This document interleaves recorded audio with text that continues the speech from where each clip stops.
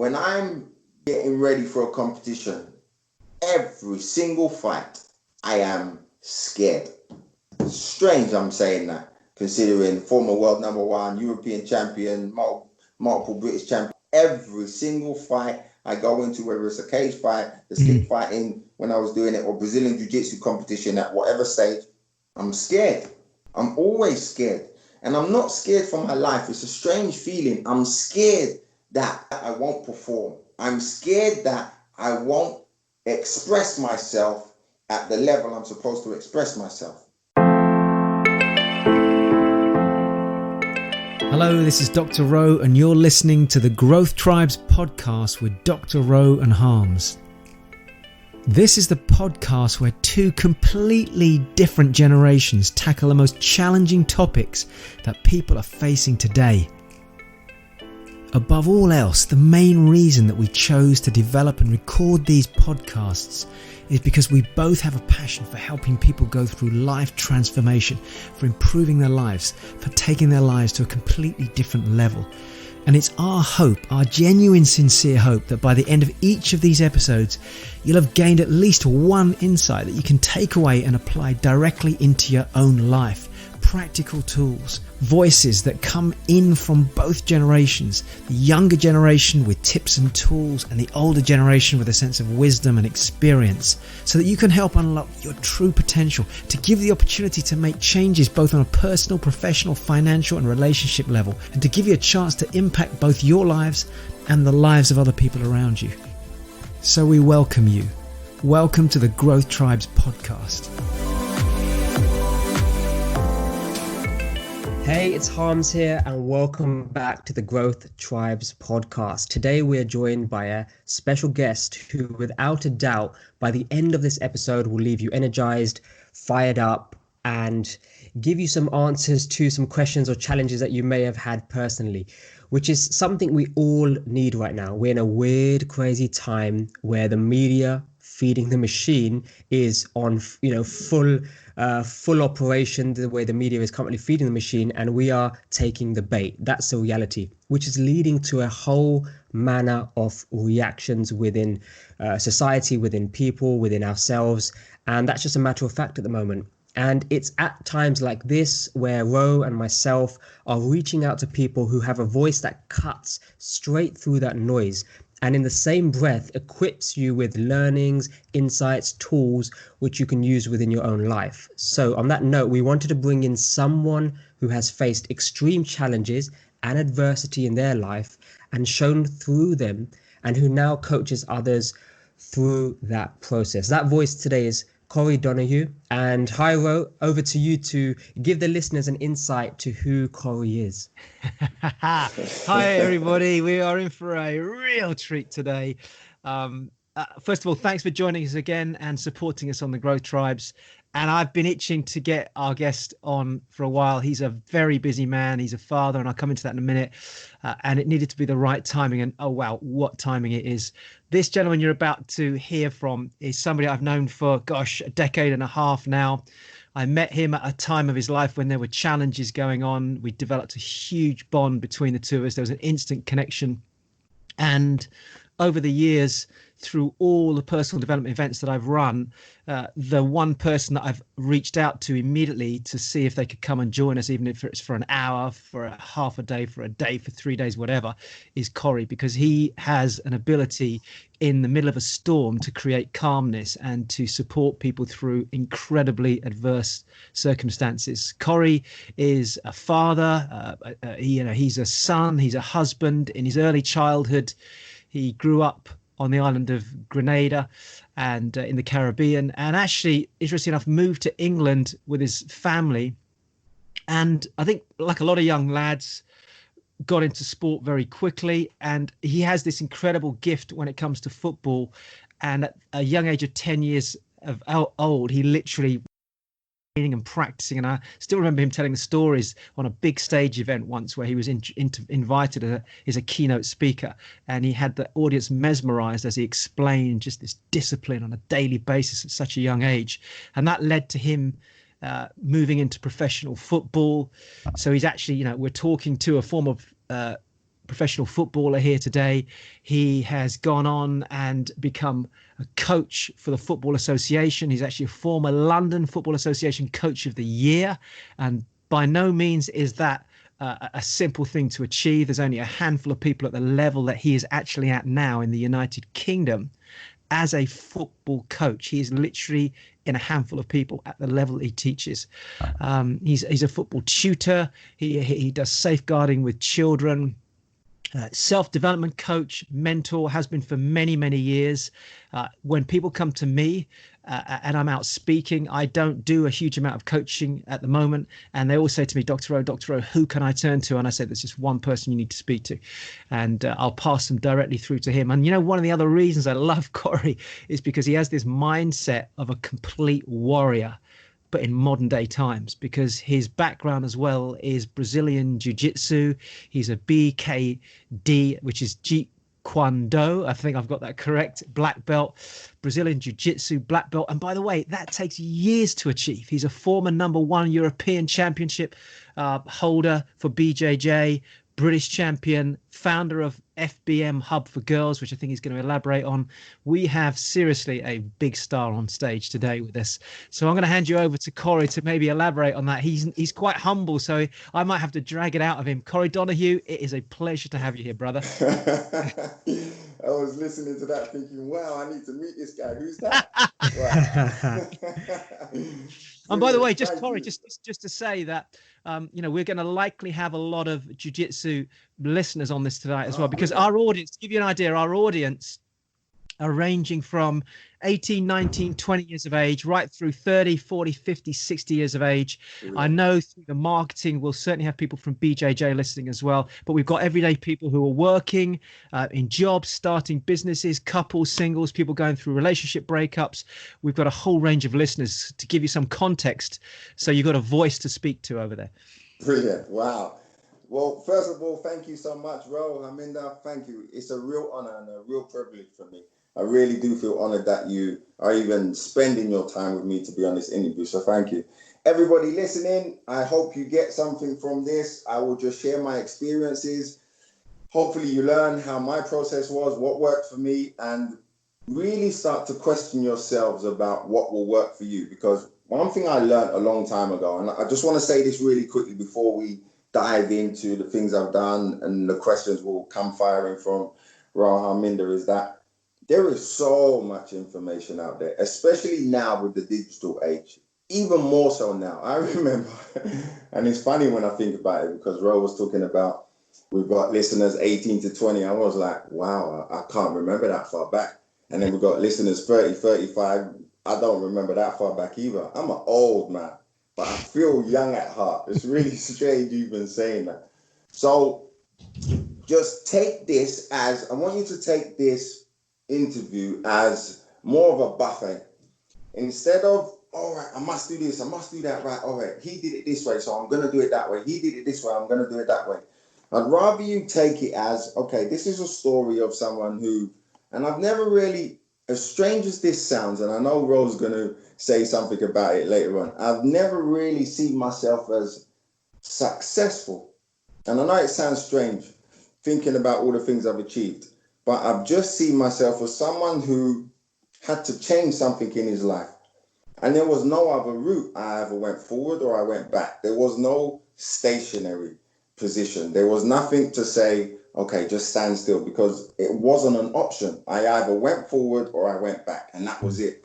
And I had no intention of ever going back and staying in the position which I was. So, yeah, it's an honor to be here. So, amazing. So amazing. Take us on a bit of a journey, Corey. Yeah, so that's amazing. So what I wanted to jump in with, and thank you for laying that foundation and setting the scene for the listeners, is, you know, the bio that Ro just introduced. There's so much in there, and I know that we can talk about this for days, but I personally am curious about, one, the black belt in jiu-jitsu, which is a hot topic at the moment online. So if you listen to other podcasts, if you watch YouTube videos, there's celebrities, the Joe Public are all flocking to this sport. So one question is, why is this sport so attractive? And maybe talk about some of your experiences in Brazilian Jiu-Jitsu, and maybe around the topic of gaining a black belt in that art form. And then no doubt later we'll talk about you becoming the former #1 champion in that sport as well. And secondly, once we've entered into that space, is talk to us about the FBM hub for girls, because that's on the list, and I'm not aware of that as a topic, as a subject, and wasn't aware that you was doing something to support girls. And maybe you can have a conversation about that as well. So first, Brazilian Jiu-Jitsu. Okay, brilliant. So funny enough, it's surprising and at the same time not surprising that I got involved in Brazilian Jiu-Jitsu and the things I've achieved in it. Now, I say that because I started martial arts really late, because most of my career, at least my early life, was just playing football, professional football, different countries, and that was it. So when I stopped playing, I retired in 2001, and I took up martial arts at the age of 29. Most people take up martial arts from their young kids and their dad takes them along, whatever it was. But for me, it was, I needed something to channel my energy and the fuel which I had, which I was using to kind of excel my football career. But when that ended, I needed something else. And there's a reason why I didn't play football. It was my choice. But I needed something to fuel that. And martial arts for me was a natural progression, but it was also the challenge for me. It was scary. And there was two things with starting martial arts, and then I'll get onto how I got into Brazilian Jiu-Jitsu afterwards, was that I wanted something that I knew I had which would enable me to protect my family and friends and myself if needed. Because unfortunately, we live in a world, not everybody listens to reason. Not everybody is logical, not everybody is smart, and there are very many ignorant people. Unfortunately, that's just the reality of it. So I wanted to do something, in order to protect myself and my family and my friends. And if I was walking the street and there was someone I knew who was being bullied or being abused by someone, I could actually do something. So that was the main reason I started. And I started with Jeet Kune Do, which is Bruce Lee's art. And it's not even an art per se. It's more of an art form, because his concept was to have no way as way. So there's not one set style that beats everything. It doesn't exist. There is no one best art. Karate kills everything. No, it doesn't. Judo kills everything. No, it doesn't. Even Brazilian Jiu-Jitsu kills everything. No, it doesn't. So his concept was to amalgamate all the different styles, from standing, from grappling, from kicking range, and just merge them into one art form, which is really an expression of yourself. Now, that's what led me to Brazilian Jiu-Jitsu. I was very naive. I've been naive in many things in my life, and I think that's what really enabled me and helped me to maybe achieve the things I've achieved, because my naivety was ridiculous. I was good when I started martial arts. I think just basically because of the athleticism which I had from football. So I found many things fairly easy. Kicking I found quite easy. Punching was easy for me. Knife defense and stick fighting was fairly easy. Not easy in the sense of the process to get good, but easy in that I understood the concepts of it.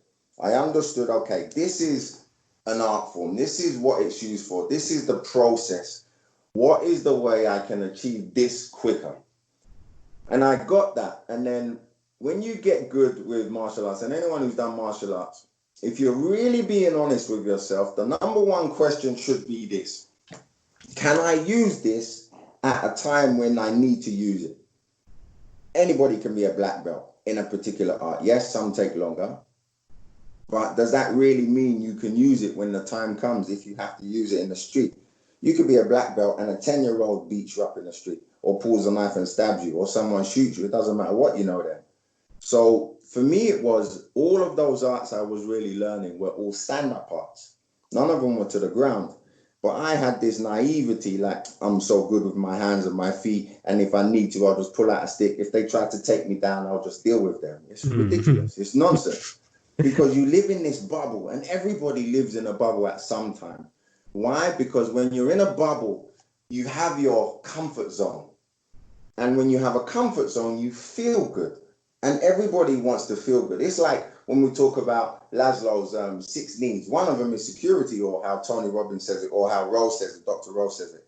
One of your needs is security, and security comes from being familiar and comfortable within a particular situation. So when I was doing all of these arts, they were all stand-up arts, primarily stand-up arts. Brazilian Jiu-Jitsu was predominantly all ground stuff, all ground fighting. Same with wrestling. Yeah, you might start from your feet, yes, but it quickly goes to the ground. And there was loads of research I was doing saying 8 out of 10 fights in the street usually end up on the ground, whether by default or on purpose. You might slip, you might fall, the person just rushes you, takes a few punches, whatever it is, if that's what happens, and then you end up on the floor. And I had absolutely no idea what to do on the floor. And if you're on the floor, it doesn't matter if you're a world champion in boxing. If you're on the floor, the mechanics, the energy, the leverage completely changes. So that's what led me to Brazilian Jiu-Jitsu. And I started Brazilian Jiu-Jitsu back in 2005, I think it was, 2004, 2005. And I tell you, my first session, I absolutely hated it. I hated it. Everyone doing Brazilian Jiu-Jitsu now, you might be like, what? I can't believe he's a black. I hated it. I hated a sweaty guy on top of me, smothering me. I could smell his armpits, drip from his chin, dripping in my mouth. I can even imagine it now. It was disgusting to me. It was horrible. But the thing that was the most horrible for me was that I knew I was helpless. And then the fear kicks in, because all your so-called expert boxing skills and your movement and your expertise with a skill counted for nothing when the person was on top of you and pinned you down, and you knew at that moment you were helpless. And then at that moment, I started to think about, okay, am I going to stay living in this bubble and this comfort zone thinking, yeah, I'm a black belt and you can do, and I can do this, do that if it ever happens? Or am I really going to stop and take life seriously and say, if this happened in the street and the person was good on the ground and they got me on the ground, would I be able to defend myself, number one? And would I be able to defend my family? And the honest truth was no. So that led me then on a quest, on a path to say, I need to add this discipline into my expression of what I considered martial arts to be. And that's really what it was. I hated it. The first month, 2 months, 3 months, I absolutely dreaded going to class. It's almost like, to a worse extent though, the fear some people have in starting a new project, or the fear some people have in saying, you know what, I'm in this job and I hate it. I hate the boss. I hate my co-workers, and I dread every moment going into work, but I have to because I have bills to pay. And they're too scared to make the shift or make the change, whether progressively or whether straight away. That's so true. Yeah. I just want to jump in actually, Corey, because as you were speaking, I made a little note to myself, and I've written these 4 different sections on a little diagram, and I've written stand up. So Corey became a black belt in a stand up martial art. And I said, that's equal to being in a job. So somebody's in a job, they think everything's fine, they're buzzing along, no problem. Now you get into a fight and you go to the ground, which is BJJ, you lose your job, you go to the ground, you don't have anything to back you up. So it's the same thing. It's the same mindset that somebody might have. Everything's good in life, but actually we all get hit by something at some point. I need another sport. I need another art, in this case, another income or another support financially to give me that extra backup if I end up on the ground. There's such a similar metaphor here. It's powerful. That's amazing, Ro, because what I was looking at, I had on my piece of paper, this is a direct parallel to life in so many different ways, but I couldn't get past that point. So the way you've diagrammed that is a solid example. And that makes so much sense. And no doubt we'll talk about the process within this podcast, the process that you've gone through to allow that ability to change, the mindset evolve, and that no doubt we'll dive into that as well. And before we move into that, I just wanted to ask you the question, which is about FBM Hub for girls. Can I be cheeky and jump in here actually, because I know a lot more about Corey's background than probably anyone else, and I know you know a little bit about it, Harms. I think the FBM Hub is such a brilliant question. Can you hold on to that and bring that a little bit later into the podcast, Harms? Absolutely, I'll make a note. Because I think it actually is the subject of a completely separate podcast as well, if you're happy to come back, Corey.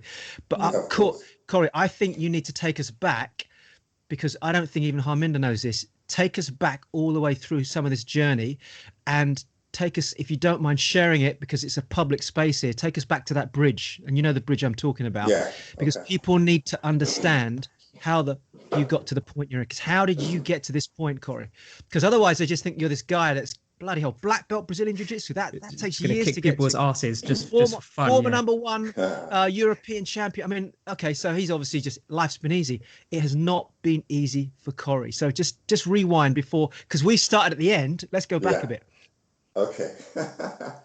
It's interesting because when I met you, I was I won't even say rock bottom, because I was lower than the rock. So people always say, oh, the worst place is being on the ground. No, I was lower than that. So I'll fast forward up until maybe the age of 10. So I'd already been in England a long time, living that part of my childhood. And it really kick-started when I got interested in football. I wasn't interested in football, not really. I played basketball. I liked cricket more, especially coming from the Caribbean. That was the sport I really liked to do. Didn't think I was going to achieve anything in it. It's just I enjoyed doing it. So I remember finding the interest in football and just loved the way you could express yourself with a ball at your feet. Really strange, really simple, very simplistic game. But I just loved that way to express yourself. And I remember going into school, and in those days we had careers officers. I don't know if they have them anymore. But every child would go in that careers officer around, say, 10 and a half. And they would sit you down and say, okay, so what do you want to do with your life? As a way for them, I suppose, to try and project what direction they would push us in and where we want to go.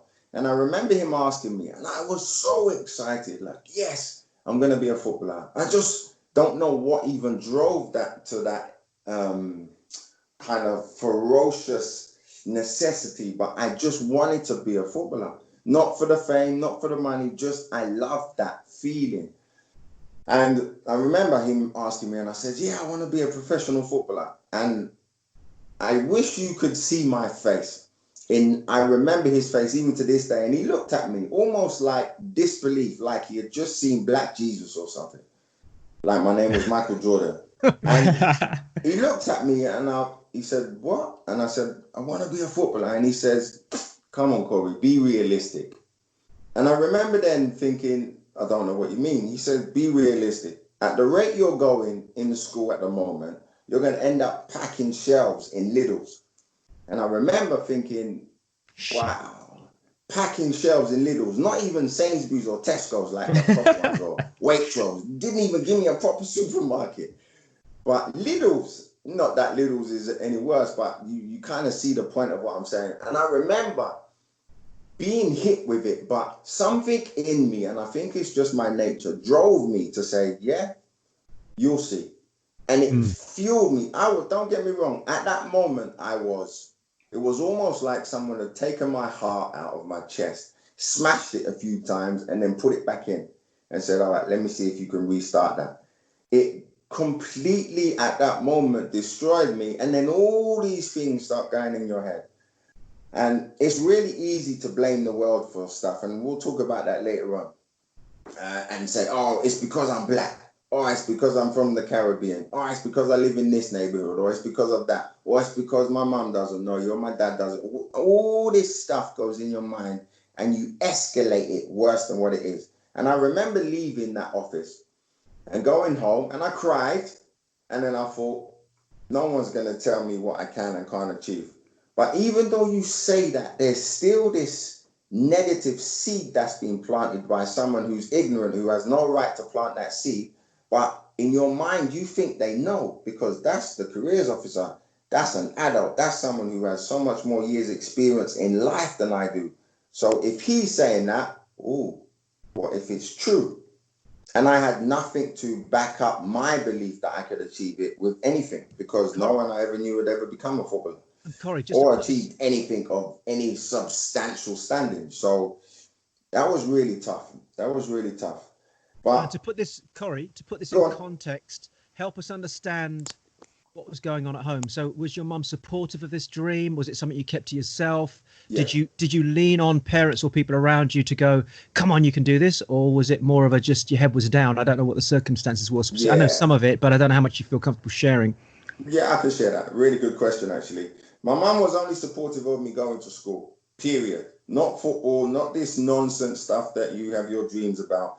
And not because she wanted to kill that dream, but because she truly believed that coming to England in the situation, and things were really bad there, racism was rife.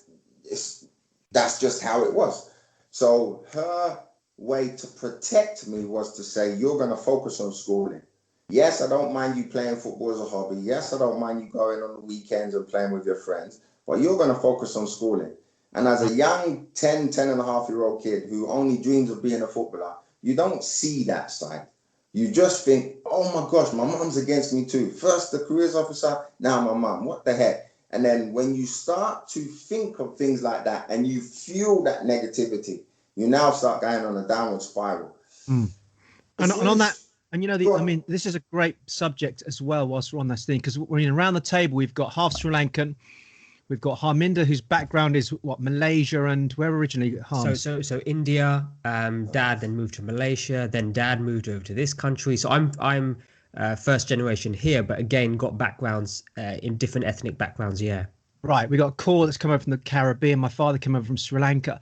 And the one thing, and this important message for those of you that are listening right now that may find yourself leaning on an excuse to blame your background, your heritage, or your parents. This is why I've kind of extracting this from Corey, is that the reality is that our parents brought us to a different environment, or came to a different environment, because they believed this was a space for us to learn and grow and maybe have the things that they didn't have. So it's not necessarily they're trying to control us. They're just trying to give us an opportunity that maybe they didn't have. And that's probably the main drive that your mum had at that moment in time, Corey. Yeah, 100%. But I didn't see it at that time. I know now, as a person who's gone through life and experiencing different things, that she only had the best intentions for me, with love and respect for me wanting to achieve something. But at that time, I didn't get it. And I didn't talk to my mum for a little while after that. But then I thought, okay, let me just focus on schooling. Did pretty good in school, and then just really focused all my energy and spare time on football. So for years, up until from the age of maybe 11 until 14 and a half, 15, there used to be, we moved around a lot. I was homeless for a little bit and stuff, but that's another story for another time. But there was a park, and I can't remember the name of the park. It's on, I think, Hurst Avenue, if I remember rightly. And there was a school not too far from where we live called Aloysius School. It's still there now in North London, in Archway. And they have their own private park, but it's like fence around it and wire at the top. And I used to wake up 5 o'clock, between 5 and 5:15 every morning, Monday to Friday, get changed, go to the park. It was about a 30-minute walk from where we lived. Couldn't really afford the bus fare, so I would just walk. They didn't have a bicycle, couldn't afford that either. So I would walk, jump over the fence with one ball, and this ball I've actually found. It's really strange how I even found this ball, but again, that's another story. And I would jump over with the ball, and literally for 4.5, 5 years, the brick wall was my best friend. I just trained non-stop. No one was training me, not until a lot later on. And I just focused incessantly, and I would watch games, and I would watch other players playing, and I would just go to the park and just practice, kicking the ball against the wall for hours, seeing a tree, imagining it's a defender, trying to do a skill with a defender, getting past them, hitting a bin, trying to chip it in, just the most different ways I could think of to keep myself excited. But I knew I had to train. I was driven from the moment the careers officer said, you're never going to achieve it. I was driven. It was like, you watch. And that's, I suppose, the drive in me. A little bit of the stubbornness too. And that's just my nature. But it was, I want to prove it not only to you, but I have to prove it to myself. So I did that. Whether it was raining, sunny, snowing, I would get up and I would do that, and then jump back over the fence, go home, shower, change, and then go to school. And I would do that Monday to Friday. Most of the time, especially when it's cold, I was the only one. When it was summertime, on the weekends now, that's when everyone would come. So I would do that consistently. And the strange thing is this, and I liken this to business, and it's really interesting. Harminder was saying it's likened to life, and same with you, Rob. For me, it was just life. And I say that because I had no idea how I was going to be a professional footballer I didn't know any scouts. I had no contacts with any clubs. I didn't know any footballers who could help me and bring me to their club. I didn't even have a team for the first year and a bit. I had no idea, but there was a feeling, a drive inside of me that said, just do it. If you just do this part, the next step will show itself to you. How? I don't know. I didn't even know if that was even true, but something just said, just do it. If you do this bit, you'll see the next bit. And then when that bit happens, the next bit will follow. And I just trusted that feeling. Now, fast forward a little bit. When I was 15, because years before that, 2 years before that, I got into Islington. So in them days, you play for Islington County, and then you play for District London, and it was the best players from London would play for London, and you play against other districts. And I made both of those. For me, it wasn't enough. Most people might say, oh, wow, you achieved that on your own, no help. But it was, so what? I made district and county, big deal.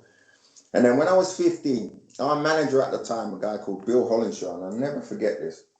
He had contacts with Arsenal at the time, Arsenal Football Club.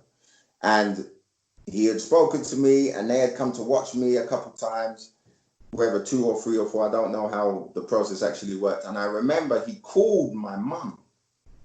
And I want you to kind of picture this. A kid coming from the Caribbean, had a dream of being a footballer from the age of 10 and a half. It was really late. Most kids start from 4, 5, 6.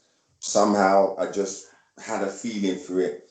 And your one dream is to be a footballer. And your one dream was being thrown away by a careers officer when you're 10 and a half saying you're never going to make it. And at 15, you get the opportunity to play for arguably one of the biggest and best clubs in England. And he called my mum and he said, I really believe that your son has a future in football. And I was there because I was listening to the call. And he was talking to her and they were going backwards and forwards. He said, the education will be sorted out and we will look after him, but I believe he has a big future. And you know what my mum said? She said no. She said no. So okay. I'm, for my whole 5 years, 4.5, 5 years, my only dream has been to be a professional footballer.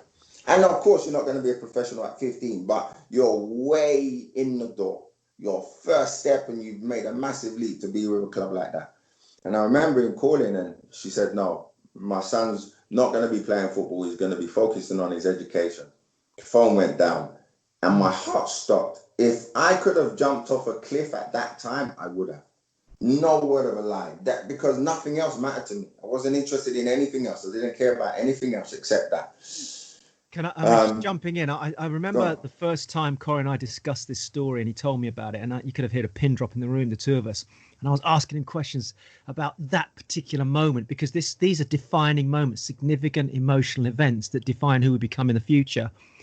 And I think for any listeners, you've got to put this in context, because today everybody fully appreciates the opportunity like that and the potential financial rewards for it. But we're talking about, what, 30 years ago, Corey, something like that? Yeah. We're talking about, what, 90s, something like that? 32 years ago. Right. So, you know, back in those days, I think even for parents, there just wasn't necessarily that appreciation of what this really meant. And your mum had this dream. She's worked hard to get you to this point. So it must have been, even for her, this wrestling match in her brain as well. Yeah. When she said no, right then I said, and I remember I was screaming, no, you can't do that. And I'm going to do it. I'm going to run away from home, blah, blah, blah. And her words were this. She says, I know what I'm doing. No one ever made money from football. And you might laugh now, like, no one ever made money from football. But that's what she said to me. No one ever made money from football. What if you injure yourself? No, you're going to do your schooling. And I remember it was like, but you know, the strange thing was that I thought my life was over. And at the same time, I didn't.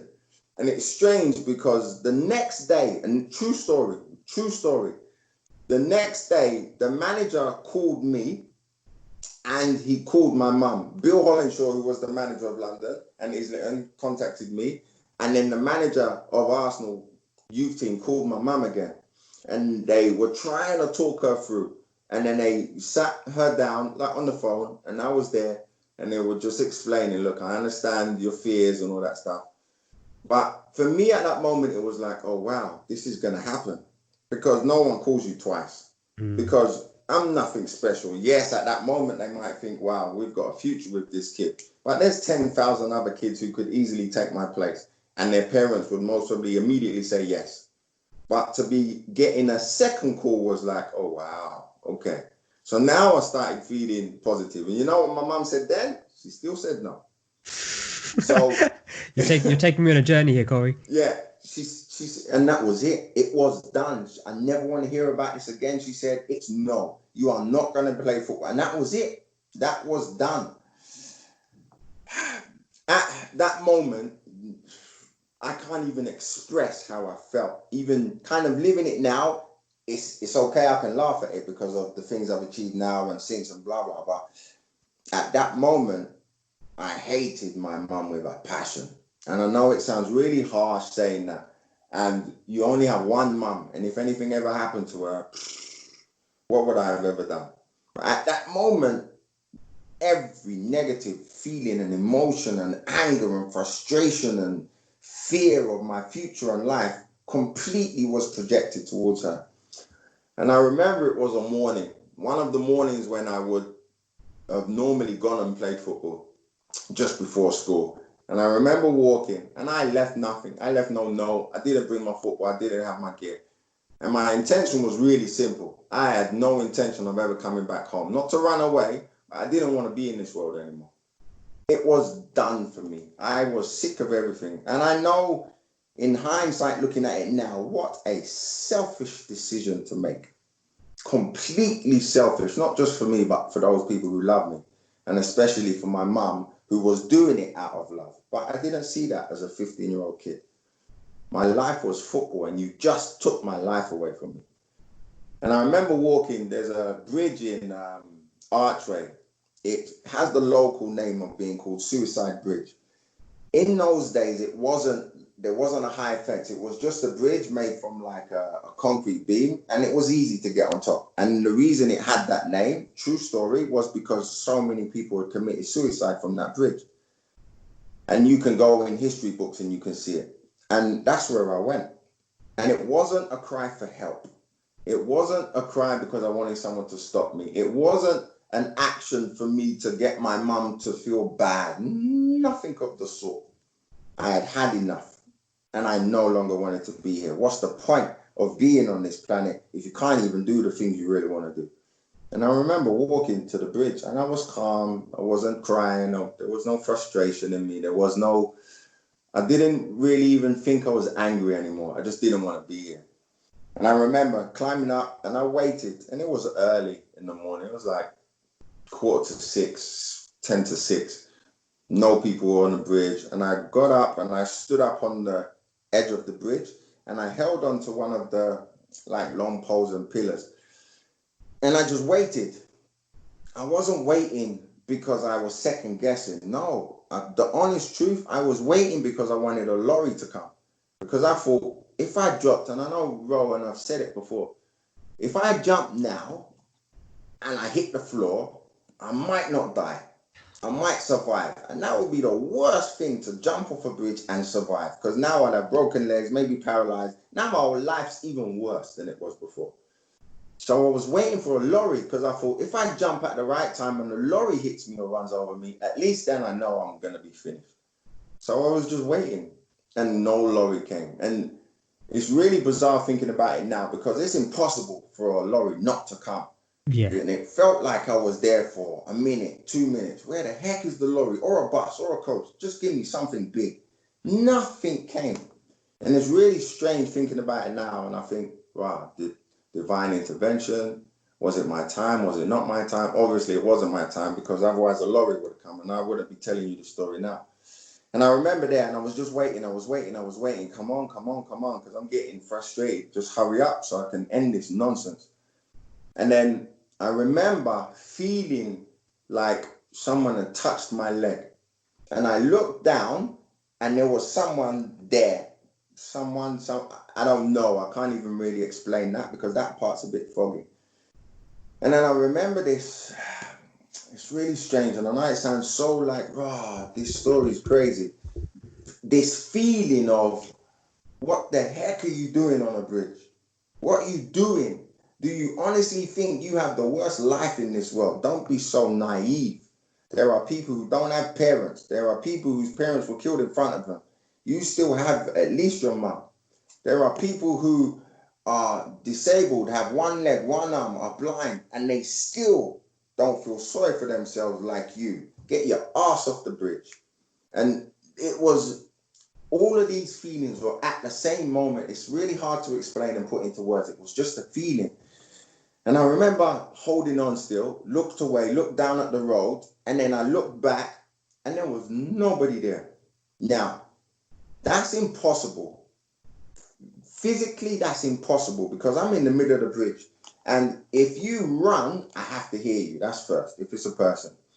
If you walked even fast, or let's say you ran and I didn't hear you, you still wouldn't have been able to run out of sight that quickly. Impossible. And there's nowhere else to go. It's a bridge. There's no trees. There's no entrances.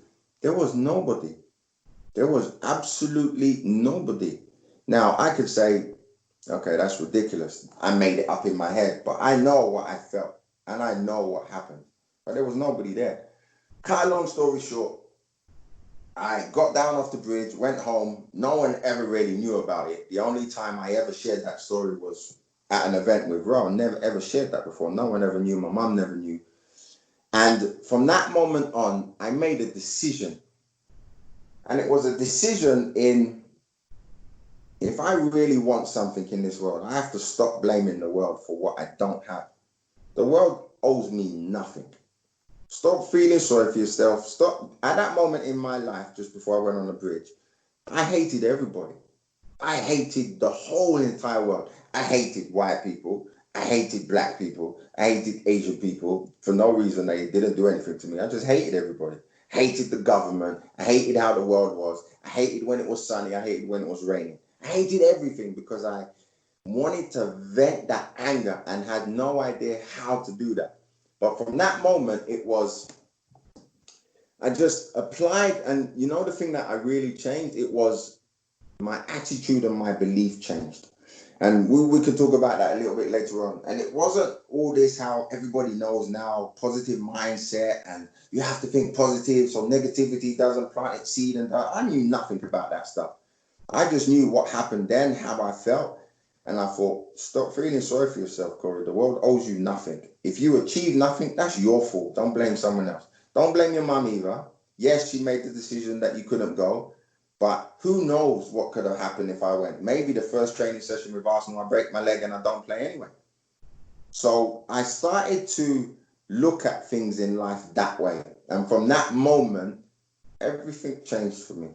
Everything. Just the shift in my attitude and behaviors. And the shift in attitude and behavior then helped me to determine the actions I was going to do. So, yeah, that's kind so of... from that point there, I mean, that we could spend the whole of the podcast talking just about that incident and the shifts that happened then. You then went on and you actually ended up as a professional footballer, correct? Yes. So I then had my opportunity. I was going for trials with clubs. No one was interested. And to be fair, in those days, it was my fault because I knew how good I was.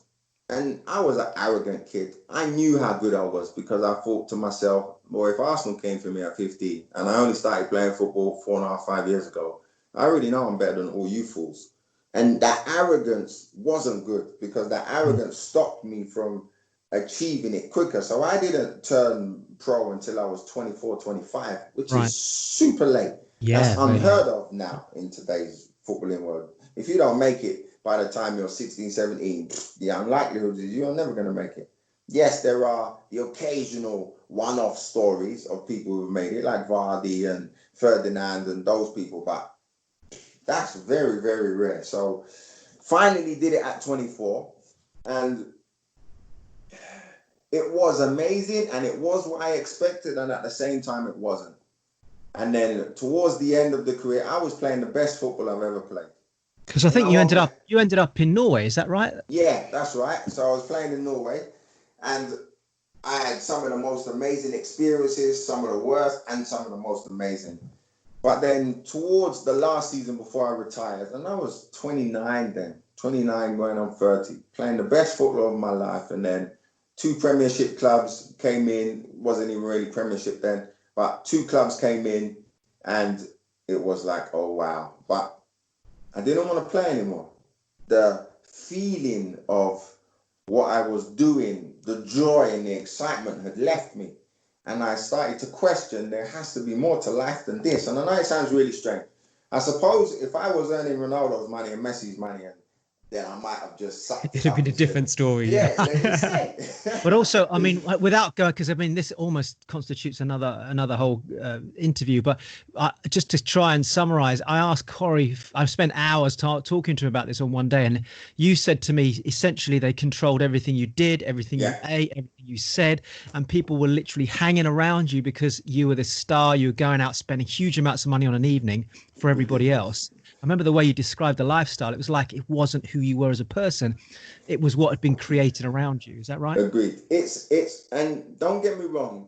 Yes, successful. Yes, professional footballer, and there's a certain amount of money you earn and stuff. But it's not like what Ronaldo and all those will experience. But I would go out on weekends and I'd be spending like equivalent of £2,000 on a night on drinks and nonsense. And I don't even drink, so it wasn't even for me. But you don't think about that at the time. At that time, so many friends, the whole club's your best friend, and they talk to you and call you. And then when I retired, how many of those people are still around? Maybe 2, maybe 3 out of the so-called 100 and something friends.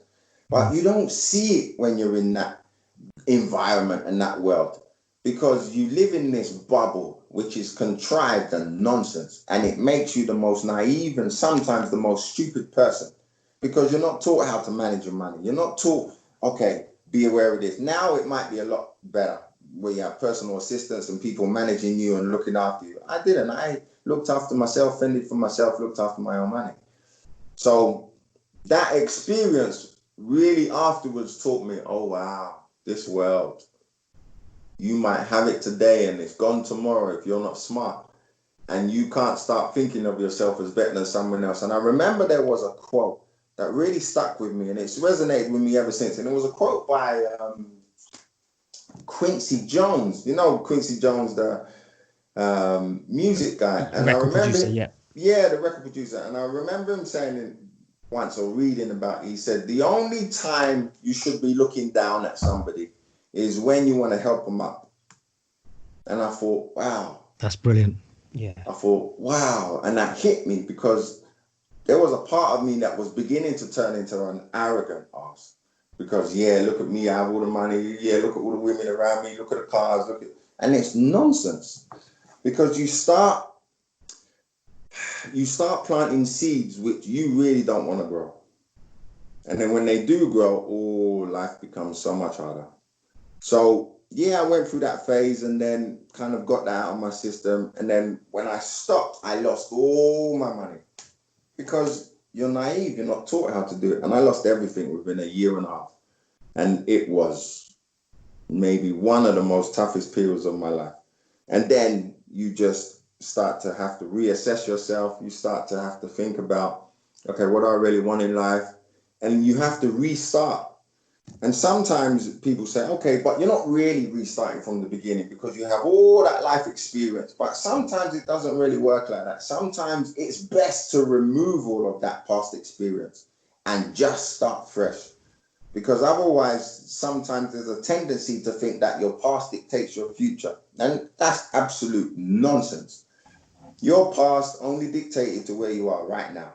From that point, you have to decide. But that's when now we start talking about like the mindset. And I know you're going to ask me questions and stuff about that shortly, but everything changed for me. And I know there's so much I'm missing out. I know, because my mind's going everywhere even while I'm talking, but I'm trying to stay on topic a little bit, just to say, okay, this is what happened. This is where I am. And I achieved my lifelong dream of wanting to be a footballer. And then when I got there, it wasn't what I thought it actually was, because I never had my passport for 9 months. The club held my passport. For away games, they would just show it. We'd all walk through, we'd get on the plane and we'd get off. I never even had my own passport. When my grandparents died, my granddad died first from Alzheimer's. And then when I wanted to go back home, I had to go to the club and asked them for my passport in order to go back home to London just to see them because the funeral was taking place. And then when I came back, because there was a game 2 days later, I had to give my passport back. And I thought, I can't live like this. I'm a grown man being told I have to be in bed by 10 o'clock. Lights out, everybody's in, you're sharing a room for protection and blah, blah, blah. And I just thought, this is not what I expected football to be. The love stopped and it was more of a game. Now, look, I'm not moaning and saying, oh, life wasn't good, because life was amazing in the sense of you can make decisions. But I'll say this quickly and I'll kind of leave it at that. People think that when you have loads of money or you're in a particular position or you're achieving certain things that you have so many choices. And I truly do believe this. And it was listening to someone, I think the guy is named Trevor Moawad or something. And he was talking about choices are an illusion. And I remember hearing it and I thought, huh? But I've been taught over the years so many times by you, Dr. Rowe, and other people and the mentors that when you don't understand something, don't throw it out. Don't neglect it just because your mind is not at the level to understand it. Accept it as the truth, embrace it, and then ask questions why it's the truth. And then after that, you decide. And I remember him saying, choices are an illusion. And I thought, huh? Of course they're not. And he says, yeah. In order to be successful, there is a finite amount of choices you can make. I.e., for instance, when I'm playing football, I can't be out at 10 o'clock, 1 o'clock when friends are still out. It's not a choice I actually have. Mm. I can choose to go to bed before 10, but I can't choose to go after. Finite choice. Mm. When I'm eating and I have a game that afternoon, I can't eat whatever I want. So the choice isn't that vast because I have to eat what's appropriate to fuel me in the correct way so I can perform most efficiently for that game. The choices are limited. So when you start thinking about it, there are specific finite choices. Yes, there is choices within those, but there's a finite number of choices if you want to achieve certain things in life. There are things you're going to have to sacrifice and say, okay, I will sacrifice this now in order to achieve that. And then once I achieve it, if I choose, then I can have it. But I believe, and again, it's just from what I've seen and from my own experience, that people are not prepared to make the sacrifice. They want everything and they want it now, but they're not prepared to make the sacrifice. Even sometimes when I'm working with people and clients and kind of see them as my family, you give them something that you know they need to do. And more importantly, they know they need to do it. It's not even rocket science. You know you need to do it. These are the things that are happening. Okay, in order to stop that happening, let's go to the root and deal with the root. Don't deal with the symptom. It's kind of late then. Let's go back to the root. These are the things you need to do. Bang, bang. This is what it will achieve. Bang, bang. And they're like, brilliant. But they don't want to do it. Or they want to do it and they do it for a week. Oh, it hasn't worked. Come on. Everybody wants things to change now. Everybody wants everything now. Everybody wants success now, but they're not prepared to put the time in or the effort or the sacrifice. And I learned that. Fascinating. I mean, fascinating. That's a great lead in, actually, because one of the things that you've gone on from what you've done in the past is to now take a lot of this experience and take it to people on a one-to-one basis. And the transformation I saw in you was the huge, like a sponge in the personal development world. You came to my events, you went to other people's, you grew, you learned, and along that way, your natural ability to coach people just came out. And you're at a point. If it wasn't for you, Rose, sorry to cut you, I wouldn't be here. And again, I think that's another conversation or podcast or interview for another time. But if it wasn't for you, and you know, and maybe the audience don't know, I wouldn't be here.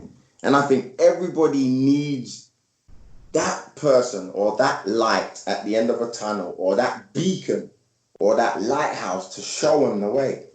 But you have to be open to be shown. Most people are not open because it challenges their present belief structure. And if you keep that and you're not open to expanding, you're never going to achieve anything, from my experience. Yeah, so, and I remember you emailed me, and Corey was like a sponge. There was just, I could tell, in the same way you applied to your football, to your martial arts, it was like, okay, I just need to grow as a human being. And you literally sponged everything that was thrown at you. Do you remember? Yeah, it was crazy. And the emotional evolution that went Corey went through was astounding, to the point where, I could be in a room with him at an event and I would just pass people over to him because he was just literally doing interventions with people alive at the point. In fact, Carminder was at our last turning point in 2017. So he would have seen you as somebody who was in the audience at the time. Yeah, and it's fascinating. And I'm wondering if we can take a part of that story and then start to decode it with Corey's skills and processes that he would take somebody through. Namely focusing on, okay, so when the football career ends, and this can be, again, parallel to anybody's career, anybody's life. When something ends, you said something fascinating, which is, your past doesn't define what you're going to do next. It defines everything that happened leading up to that point. The next part is now up to you. Now, you mentioned phrases such as behavioral change, attitudes. I wonder if you can now talk into that space, Corey, and talk about how does somebody actually go and change their mindset? How do they actually go and take action, and then actually consistently take action, and how maybe you've helped clients do that, or coaching clients do that, and how you maybe did that yourself? What's the answer there? What's the process? And just on the back of that, what Carmen is asking you is, maybe you could tackle the concept of affirmations, because some people talk about affirmations, the whole concept of visualization. And people back in the day when the Stranger's Secret came out, you saw people sat on beanbags saying, I've got affirmations. If I just picture it, everything's going to be fine. You don't believe that. So maybe you could integrate that into that first question from Harminder there. Okay. Well, wow. This could be a whole day in itself. Absolutely, yeah. Okay, let me try and sit. And again, when I'm saying this, everyone who's listening, I don't want you to ever think of me as, oh my gosh, let's listen to him. This is the gospel truth. No, this is the truth for me. This is what worked for me. This is what's worked with many people I've worked and helped. But everybody's different. So I believe this, like negative thoughts and feelings, they're internal processes or forces. Yeah, it's an internal thing, the negativity and feelings that we reluctantly, for the most part, we give a platform to it. So you choose whether you embrace it or you don't. But sometimes it's not always that easy. We all experience negativity at times. It's normal because negativity is accepted as an internal force. People say that the way to combat it is to do positive affirmations. Sit like Ro was saying on a beanbag. Be calm, center yourself, positive visualization, imagery, etc. Yes, these things, they do work if done consistently and correctly for that person. They're really powerful and they really do work. But from my experience, the majority find these things and these skills, and it's like a discipline. They find it very difficult to do and maintain. Everybody can do it once. Everybody can start. But it's not so easy. And I know everyone says, yeah, think big and that. But when you really look at stats and statistics, and anyone who's been in these events where there's loads and loads of people, and you say, okay, if you've got all the stats of those who followed the person on stage saying, say this affirmation, yes, they are powerful. Yes, they work. But how many of those people doing it did it actually change? That's another story.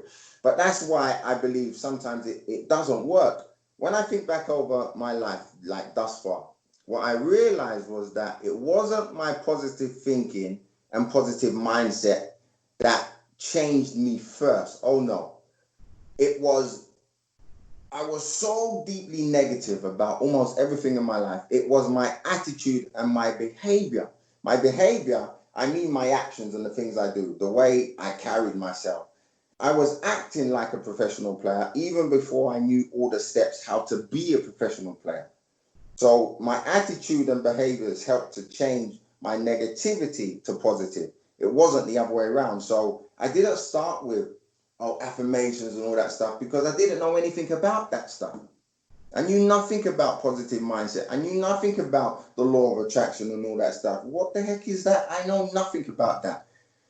But what I did know was that at this moment in time, right now, I feel like crap. My life feels over. I have no idea how to do this.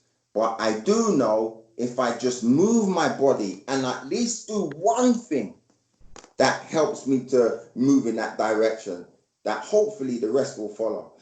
And for me, it was, and look, I am not for 1 second saying that positive mindset and vibrations and energy, feeling positive isn't the thing that shifts everything, because I do believe that. I do believe everything is the mind, but I don't think the mind shifting is the easiest to do. I believe that sometimes the physical aspect is the easiest to do, because everybody can move, unless obviously you physically can't move. Everybody can move. Everybody, if, for instance, I want to be a footballer, I can go and I can get a ball and I can kick it at a wall. Yeah, like take your first walk, go for your first run, do the first push up, do the first pull up. Yeah, yeah. And I could still be negative in my mind, but I can at least do the physical step first. And then what happens is, I want to put a different words around this in case anybody, because there'll be different people with different levels of understanding here. What we're really talking about here, Corey, is breaking the inertia. So if you suddenly feel paralyzed or a situation has just stopped you in your tracks, it's physically breaking the inertia of physiology, changing something with a combination of movement, but also, I'm just going to do this to start the movement again, because you can't steer the vehicle unless it's moving. That's really what you're saying. 100%. Oh, I love that, bro. I'm writing that down. I love that. And that's all it was.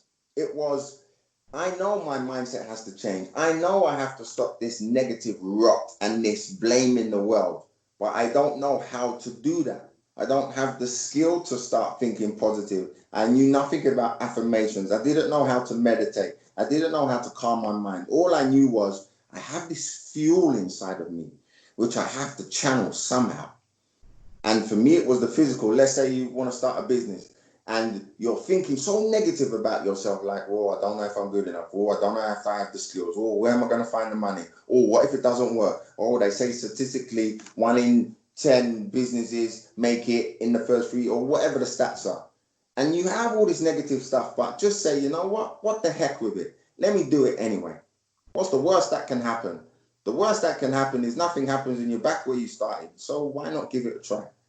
So for me, it was exactly that. I have to get the vehicle moving, and then after that, now my mindset changes, because I can see a physical change, and because I can see some success in the direction I'm going in, it gives me the confidence to think, oh, hold on a minute, actually that's working. So if that works, what else might work? Oh, there's the next step. Oh, I didn't know that, but I know it now. Oh, I see, now I can do this. And that's how my mindset changed. So the negativity stopped, the self-nonsense within my head stopped, and it quieted a little bit. And then I started planting the positive seed. So when I'm saying in terms of affirmations are not first, for some people, yes, they may be first. If your mind is strong enough and you can master that skill to think positive, and you truly believe that, then brilliant, start with that. But for most people, from my experience, and especially with me, that was not the case. It's, for instance, someone's overweight and they're looking in the mirror because some guru told them, just say you are sexy, you are beautiful, you are thin. And you say it every morning, and you wonder why in 5 years nothing's changed. Well, you didn't believe it in the first place, so what's the point saying it? It's pointless. It's absolute pointless. It's even the other thing, and I'll kind of chuck this in quickly.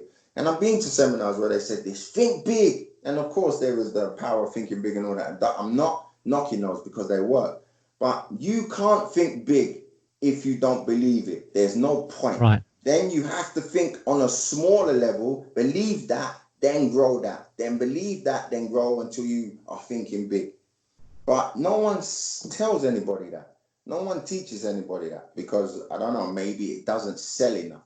Yeah, I think you're right there, Corey. It doesn't sound exciting, and selling the bigger pill or selling the magic pill is so much more saleable, marketable, and also sounds exciting. Oh yeah, I'm going to think big and I'm going to 10x my results and all of that thing, those kind of phrases which fly around, where we're saying start from, and what you're saying is start from what's interesting is the small item could be thinking big for that person in that current circumstance.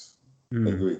100% agree. Yeah, I mean, just jumping in on that as well. I think that for the listener, that there's a fundamental area here which is looking at your core beliefs and values, and that's a separate conversation for a different podcast. But if you can make a statement, but if you don't believe on that affirmation, like we used to, I mean, Corey was with me when we used to do events where we actually had the whole audience speaking out affirmations. Do you remember this, Corey? Yes. But the point was that these were affirmations that we had been working on with them during the course of the event 100%. based on their beliefs. So, you know, some people there now really believe that they could get physically fit. Others believe that they could get into a great relationship. Others believe that they could, off the back of that, the affirmation becomes something they can attach meaning to. But otherwise, it's just a statement. And often they would have had in a seminar environment or a training environment, they would have practiced the action, which is interesting. What Corey's saying is they would have physically done an exercise or an action, right? And then the affirmation supports that, which is in great alignment with what Corey's saying. So the next big question then is, if somebody starts the motion, breaks the inertia, they're taking action, in whatever field it is. Let's say it's the first run or the first push up. And then the next big question is, how do they stay consistent? How do you keep somebody on the path? Now they've started. What happens next? Okay, really, really good question. So I kind of liken it to this. Like many people, I sometimes have momentary doubts, like about a new venture and whether I can do it or not. But I ask myself a few simple questions and then I just do it anyway. So I've been lulled into false senses of success and security in the past, like some of the stories that I was saying, like because of the money, the accolades, the stupid toys, the fake friends, etc. I've been there. But what helps me to stay consistent is my attitude and behavior. So this is what I mean. My attitude is that the world owes me nothing. That's the first thing I kind of say to myself, because I believe the world owes me. And if you believe the world owes you because you were born there, or because you paid the taxes, or because you're white, or because you're black, or because whatever it is, then you're going to achieve nothing. Because when you find out the world isn't giving it to you because you think you have a God-given right, then it's going to depress you, annoy you, and frustrate you. And it's going to take you in the wrong direction. So for me, the first attitude is the world owes me nothing. So just stop blaming the world for things. And I don't like it, and that's just how it goes. Whether you like it or not, that's the reality of it. So I have to find a way to attract what I want. I believe that there's always a way. I just have to be open to feeling it and listening to source.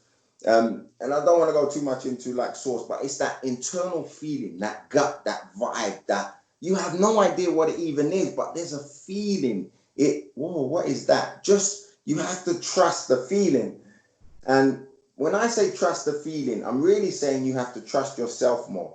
I believe that too many people listen to too many people.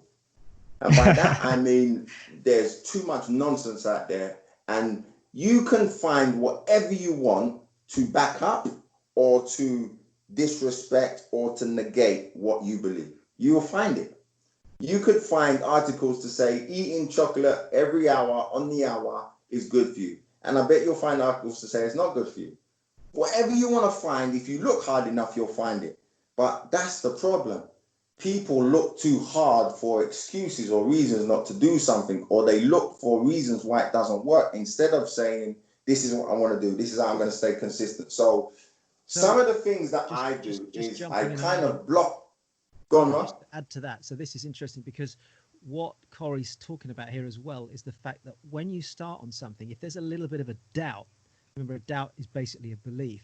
What you'll do is you'll go and search for something else to validate that belief, yes, that belief, and then make it a reality for you, which is you're spot on, and we see that a lot in this world that we're in of personal development. Is people come to the table with an excuse, but really it's just a way of validating a belief that was holding them back to start with. Yes, so if 100%. they're allowing that tiny little belief to stop that inertia being broken, the easiest thing to do is just chuck more weight on that belief, and then I'm not going to get anything done. That's what we're saying. 100%. Explained it absolutely perfectly. And I believe that, but you know what I think it is, and I understand it because it then comes back to the 6 human needs again of security. The reason why I think so many people are sheep and that they follow so many idiots is because they want to feel some kind of connection. I'm not the only one. Oh my gosh, well, they're doing it, so it must be true. Well, this person's written it on the internet and posted it, like that is hard to do, so it must be true. Nonsense. when sometimes I think they see stuff, read stuff, hear stuff, and there's this feeling, like I talk about source, inside of them that is questioning it, but they ignore it and they turn to logic. I believe that sometimes logic is one of the most dangerous things to listen to, because you have to trust yourself. Now, the question, some people might say, well, how do I trust myself? But again, that's a separate conversation, or we can talk about that a little bit more. If I go back to some of the things I personally do, I have quotes on my wall. I'll read one of them now because I'm sitting in my office. I've just looked at another one. Look, I'll read you one which is a little bit funny, and then I'll kind of go into the one that actually I read every day. So when my missus was pregnant, her mood changed. I love her to bits. I hope she never hears this, but her mood changed. It was like, oh my gosh. And I was told by everybody, don't ever challenge her. Don't ever, if she wakes you up 3 o'clock in the morning to go and get something, you get up, you go to the shop and you get it. And if you come back and she says she doesn't want it, say nothing. And I learned that. And then I wrote one of the quotes, and this is about staying consistent. And this is staying consistent in something else, but during the time she was pregnant with my son, I had to be consistent and remember, hold on a minute, I'm not the one who's pregnant. I'm not the one going through this pain. I'm just the one maybe having a bit of the backlash of how she's feeling, but deal with it. Are you listening to this, Harminder? Oh yeah. I'm taking notes. I'm ready with a pen for the quote. So I've just taken it off my wall now, and it's a thing at the top of it, and it's laminated. So it says joy and happiness, and then there's a heart. And then I've got 2 phrases, and I read this every day while she was pregnant. And the first one says, sweetie, I understand. Please continue. Now, that phrase was, no matter what she says, whether I'm right or wrong, is irrelevant. You just say, sweetie, I understand. Please continue. Done. End of story. And you listen. And the other one was, you are right, sweetie. Please continue. That was it. And it might sound really strange, no matter what happened. And oh my gosh, I won't say this. There were so many times I thought, my gosh, I'm going to lose my mind here. But you don't. You don't react. You don't retaliate. You just say, you are right, sweetie. Please continue. Hey, Corey, that sounds like a quote that has come somewhere from one of our early relationship events that we used to run. It was. Like, do you remember the handbag? Emptying the handbag. Oh, it was brilliant. Keep emptying the handbag, honey. You see, but all of this stuff, and it's funny we laugh at it because staying consistent is easy and not easy. Now, what I mean by that is this. You could have quotes all on your wall, but it makes no difference if you don't read what's on your wall. But also what it means to you, Cor, because what you've explained to us is it's your reminder that you aren't carrying a baby and you're not in her shoes, and actually she just needs you to be supportive in that moment, and that's your reminder. So it's a great anchor. 100%, and that's all it is. And that's the key word, I would say. To stay consistent, you have to constantly remind yourself.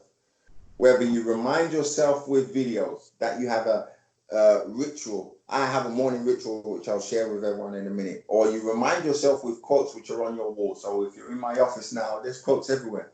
And on one of my walls at the far end of my office is covered with picture frames, and it was my wife's idea. And in every picture, there is a moment which is captured with our family. It is the most exhilarating, energizing, and most moving experience every time I sit here. No matter what I'm going through, no matter how my day's been, no matter how stressed someone or something is trying to get me, all I do is I take a moment, I look at the pictures, and every picture, the rule is every picture in the frame has to be of a moment that's captured, but in every picture, the people have to be smiling. Otherwise, it doesn't go on my wall. Every picture, whether it's my dogs, my cats, my sons, my missus, every picture, and I'm looking at it now, and I can't help but smile. I'm thinking about a smiling cat. Yeah, you want to see? I've got a picture here. It's funny because my son was tickling her belly, so that's another story. But what it is it's a reminder of how I stay consistent. Everybody's busy at times, and I might be out the whole day, and I travel a lot because I have to travel between home here in Prague and in London, backwards and forwards. And I might not see my boys or my missus for 3 weeks at a time, 4 weeks at a time sometimes. And then I come back and I am exhausted physically and mentally. And then the first thing my son wants to do is he wants to jump on me and play. I can't stop and say, no, I'm tired, leave me alone, let me sleep for a minute, because that's selfish. And I have to understand he hasn't seen me for 3-4 weeks. So I have no right to now say, no, go away, let me sleep, I'm tired. I'm tired, so what? Deal with it. This is the moment you have to give your family. And the pictures remind me of that. So that's how I stay consistent with that. One of the other things I do is I have like a morning ritual. So during this time, my morning ritual slightly changed for the better, because what I do, the first thing I do in the morning is I wake up and I sit in my office, light a candle, and I meditate for 15 minutes. Now, those 15 minutes is me to appreciate who I am and just absorb the energy from our home and from my family and the pictures, and just set me up for the day to say, today is going to be an amazing day. And then I just start the day. And then what I do 3 things. And again, this might be for another podcast because it's kind of a little bit long to explain, but I have to first cleanse myself, then I ground myself, and then I protect myself. And then visually, I cleanse my family, I ground them, and then I cleanse them, like vibrationally. And there's a whole process that I do for that. But I do all of that within 15 minutes, and I'm set for the day.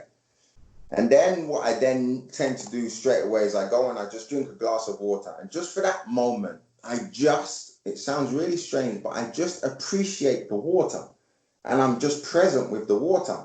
And when I hold the water, and Ro, you know about it, and Arminda, you may do too, vibration carries power. Energy carries power. That's not even science or pseudoscience or whatever you want to call it, or quantum physicists. That's fact. That's scientific fact that energy and vibrations carry power. It can be measured. So when I drink a glass of water, when I hold the glass, I imagine my vibration and energy of love, positivity, fulfillment, joy, happiness going into the water. And then I let it just sit there for a while, and I imagine it being fueled with the joy, and then I drink it. So I kind of double fuel myself with positivity, if that makes sense. Good. And then immediately after I do that, or sometimes before, it just depends. My son wakes up, calls me daddy or mummy, I go in, and then we just sit and we just laugh and play for a little while.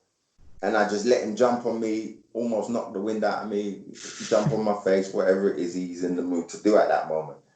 But I just give him his moment, because that's how he wakes up. He's always smiling. I don't think there's ever a time I can remember where he hasn't been smiling or wakes up crying. He doesn't really do that. He's just one of those kids. So my process to stay consistent with that is to give him that moment. Then, depending on what the day is, if I have that day for myself and then my missus takes him for that day or takes him to work, then I now start my process and I just go through the list of, these are the things I need to do. This is the hour I'm going to answer emails. After that, I'm not answering anymore. This is the time I'm going to do this work. And then this is the time I'm going to do that. And if I get a chance, I'll do exercise before I sit at my desk.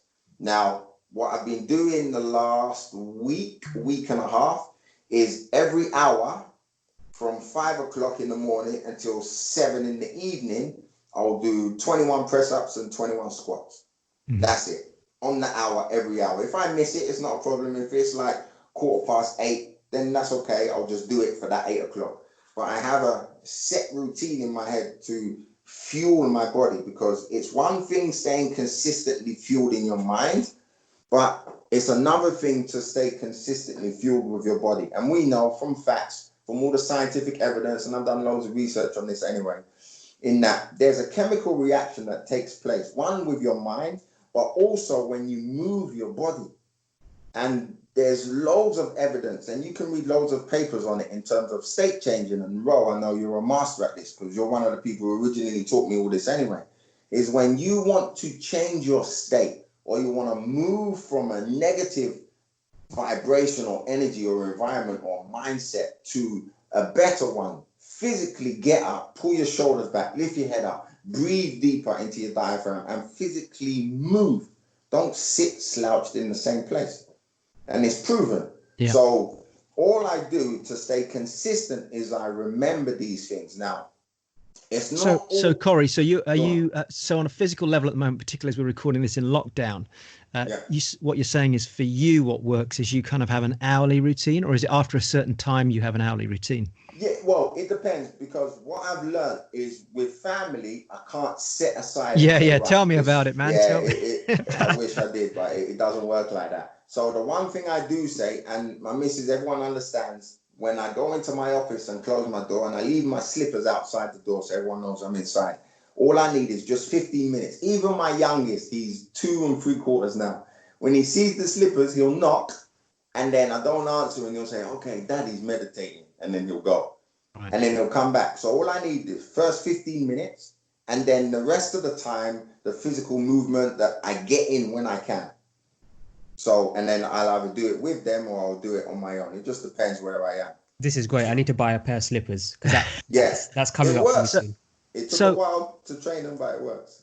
So, I mean, I know Harms is probably itching to ask a question. I just want to just quickly sweep up behind. So what we're talking about here is a shift in physiology and attitude without necessarily focusing on just affirmations. I just want to clarify something for you, for the listeners. What would be a couple of tips on how to determine what are the right attitudes and behaviors? Because you've talked about this already, and I know Harms is going to jump in with probably a couple of other questions on top of this, but either how you did it or what could be a couple of tips for people to identify and to zoom in quickly on what are the right attitudes and behaviors to take forward. Is there a way they can measure, feel, sense, model? What would you suggest? Brilliant question. I love that question. Now, this comes to trusting yourself again. Now, the first thing you're going to have to, this is how I determined it for me, to know what's the right attitude for me in order to do this and the movement. You have to first know what it is you want. What do you actually want? And it could be something as simplistic and as powerful as, I simply want to feel good every day. That's it. And what happens after that happens. But I just want to feel good. And your primary, I believe, your primary essence of why you're here should be to feel good. Nobody, I really don't believe anybody on this planet wakes up and says, I want to feel like shit today. Sorry, I should have said shit. I don't know if I'm allowed to say that. Edit it. No one wants to wake up and feel, I want to feel bad today. I want to feel like rubbish. No one does that. Or I want to buy that because it makes me feel like crap. I want to spend that because it makes me feel right. No one does that. That's not the nature of who we are. You wake up and the essence of who you are is to feel good. Everything you buy, everything you do, everything you say for yourself is usually 99.99999% of the time because you believe it will make you feel better or good. Otherwise, you wouldn't bother. It doesn't always work like that because sometimes we buy something because we believe it will make us feel good. And when you get it, you realize, I don't really want it. And it stays in the box or in the plastic. So the first thing you have to decide is what is it you want? Whether it is goal orientated in terms of this is what I want to achieve for my business. This is what I want to achieve for my life. This is what I want to achieve for my career or my standing, or this is how I want to be with my family or my sons or my daughters, or I want to be a good wife, good husband, good partner, whatever it is. First decide what it is you want. And then you have to say where I am right now, what I feel right now, what I'm doing in my life right now. Does it help me to travel along the journey in the direction that I want to eventually be? If the answer is no, then you have to change. But the challenge with change is this, that it's not until the pain of change is greater than the pain of staying the same do people usually change. But for me, it shouldn't be like that. You shouldn't wait until there's pain in order to say, I need to change my attitude. You have to use whatever fuels you. So here's an example. So to fuel me, I make things up in my head. And it sounds really strange, but I do because it works. So when I'm about to fight in a competition, let's say it's a competition or business, it's the same for me, to be honest. I look at my opponent and I imagine he's about to attack my family. Now, some people are like, whoa, but that fuels me. You can imagine me thinking you're about to attack my family. That's not going to happen in this lifetime. but it gives me the fuel and the energy in order to say, right, it's on. Yeah. But the thing with fuel is you have to regularly change it. Now, I'm giving you an example there, which the majority of people will say, whoa, that's negative. You can't think that. And I'm going to say this, and I'm going to talk from my own experience, and it's not to go against anyone else's belief, but you have to be honest with yourself and say this. You have to use whatever fuel helps you to get past that stage, and then you can start thinking about how do I make this positive. So yeah, I'm going to just add to that, because I was, as you were saying it, I was actually thinking this is a great frame which you've done there. So what to try and put this in context, Corey, you used to do mixed martial arts, almost like the octagon UFC style fighting, cage fighting. So we haven't talked about this so much this time round. It may come out in a little bit. So along with all the BJJ, Corey literally would put himself into these competitions because he wanted to challenge himself. And I asked him the question, how do you approach it? Because you're going out against guys that are twice your size. They look like trucks. And what you're saying to us is, under whatever circumstances you're facing, you call on whatever the trigger is, the anchor is, the emotional stimulation is for you that gets you motivated without taking judgment for anyone else. In your case, that's your approach. That's what you're saying, isn't it? It comes down to you as an individual. Find your trigger. That's all it is. And brilliant, bro. And for some people, the trigger might be a piece of clothing. It might be something they've anchored to an object. Right. It might be something the way when they go down. So you see a lot of footballers, and some people will refer to it as superstition. Some people will trigger. Some people, you call it whatever you like. But it's what do you do in order to fuel you for that moment in order to achieve what you want, which then motivates you for a short period of time or inspires you for a long period of time. But everybody has to find that. Now, it's different. See, I'm a believer in this. I 100% do not believe there is one better than the other. I believe what works for you, it might only work for you, and 1,000 other people it doesn't. That's okay. Who cares about the other 1,000? Does it work for you? Then do it. It's fascinating because at the moment I'm watching a documentary on TV about Michael Jordan, and I knew some of the stuff about him, but he used to make up stuff in order to fuel him for games. Yeah, fantastic documentary. Yeah, it's fascinating. It's stuff amazing. Was wow. He would make stuff up in his head. So we'd play, and you both know because if you've watched it, that he'd play against a team, and then one of the guys, maybe a rookie, maybe a senior, might get the better of him in terms of getting the better of Jordan is instead of 55 points, he gets 35, whatever it is, and then. That's it. And then he'll walk off. And then he'll say in his head, and one of the examples, he said in his head, the person who was marking him or defending him came up to him after the game and said, "Good game, Michael," in jest. And then I remember in the documentary, it fueled him. And then the next day they played him again. And that fuel of the guy saying to him, "Well, good game, Michael," knowing that it wasn't a particularly good game, fueled Michael. And he destroyed the guy and the team on his own. And then it was 10 years later, they asked him about the incident because they were playing the same team again. And Michael said, "No, I made that all up. I just imagined that in my head just to fuel me for the game." And I was like, wow. Some people might call it psychotic, but hey, it worked for him. So for me, go on. And I was going to say, so how does, because there's so many different messengers and, there's a fantastic documentary there. There's lots of voices, whether it's via marketing or whether it's genuine inspirational people. How does somebody from my generation now anchor all of the things that you're talking about? And I think one of the challenges my generation faces, they don't want to take the path, and Michael Jordan's a unique case, but they don't want to put in the work that you've described within your journey and, change behaviors, change attitude, make a start, stay consistent. Everybody's looking for an easy route.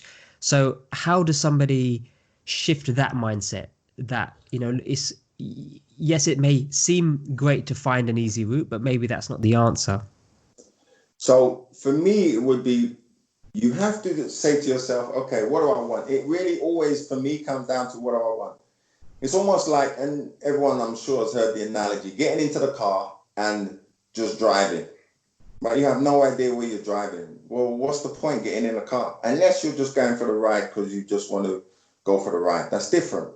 But there has to be a destination. But the destination isn't the ending. The destination is just for you to go through a process in order to experience what you need to experience. So first you have to decide, okay, what do I actually want? Now, if you're young, you might not know particularly what you want to do in terms of what vehicle you want to use. That's okay. But you have to have a sense of what you want to achieve in terms of what legacy do I want to leave? How do I want the world to see me? How do I want my family to see me? What are the things I want to do in order to make my life the way I want in order so I can live it the way I want to live it? What is that? For everyone, it's different. Vehicles are different. No one vehicle works for everybody. So you have to at least know that first. And then you have to say, okay, if you're not even, let's say, for instance, worst case scenario, you don't even know that. At least you need to know what you don't want to feel then. What do you not want to experience? How do you not want to be? Okay, then just do the opposite of that. If that's your starting point, that's okay. Because you might not know particularly where you want to be or what you want to do, but you have to know at least what you don't want and then go from there. And then for me, you have to say, is everything I'm doing now allowing me to get to the place I want to get to? And if you don't even know where you want to get to, at least say, is what I'm doing now, how does it make me feel? Just go from the most basic, most simplistic way of how do I want to feel? Okay, does doing this make me feel good? Okay, then do more of it. Does doing this make me feel bad? Yes, okay, then don't do it. And sometimes it's not... Can I add on to what Corey's saying? Of course you can. For the younger listeners, because this is a question that Harms has targeted towards millennials as well. Corey's raised a really good point here. If you're one of these people that's on social media chasing, these so-called gurus or all these, there's a lot more at the moment happening because of COVID, people going on and doing lots of video messages and do this, do that, do that. I think a great way to add to what Corey's saying is when he talks about how does it make you feel, if you find yourself doing it because, oh shit, I have to do this because I don't want to miss out, or I've got to do this because this is what everybody else is doing, if it's being driven by that, my feeling is that is the wrong approach, because you're really talking about a core feeling here, aren't you, Corey? You're talking about, does this feel real to me, natural, and is it aligned with my core path and who I am, as opposed to, am I doing this to try and keep up with everybody else and not be left behind, which I think, Harminder, is happening a lot in the younger generation. Correct me if I'm wrong, because we're a little bit older, but that's the sense I get. Yes, and it's like, okay, because that person's doing it, because that person's living that kind of life, and then there's an instant feeling of wanting that immediately. Whereas what Corey's saying, which I love, is, look, once you've determined what you want, then you've got to put the work in. You've got to be the 10-year-old who wakes up at 5 a.m. By himself, kicking the ball against the brick wall. That's what comes. But that came from an inner desire versus I saw somebody else do this and I don't want to be left behind, or this seems cool. That's not the approach. The approach we should be taking is asking harder questions about ourselves, which Corey's just listed out for the listeners here. And meaningful questions as well. Meaningful questions that will give us an insight. And then once you've gone through that process yourself, you don't have to look at somebody on social media and say, that's what I want to do.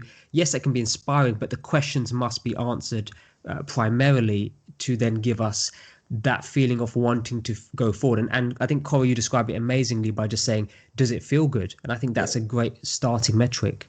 Yeah. Let me add this to that as well.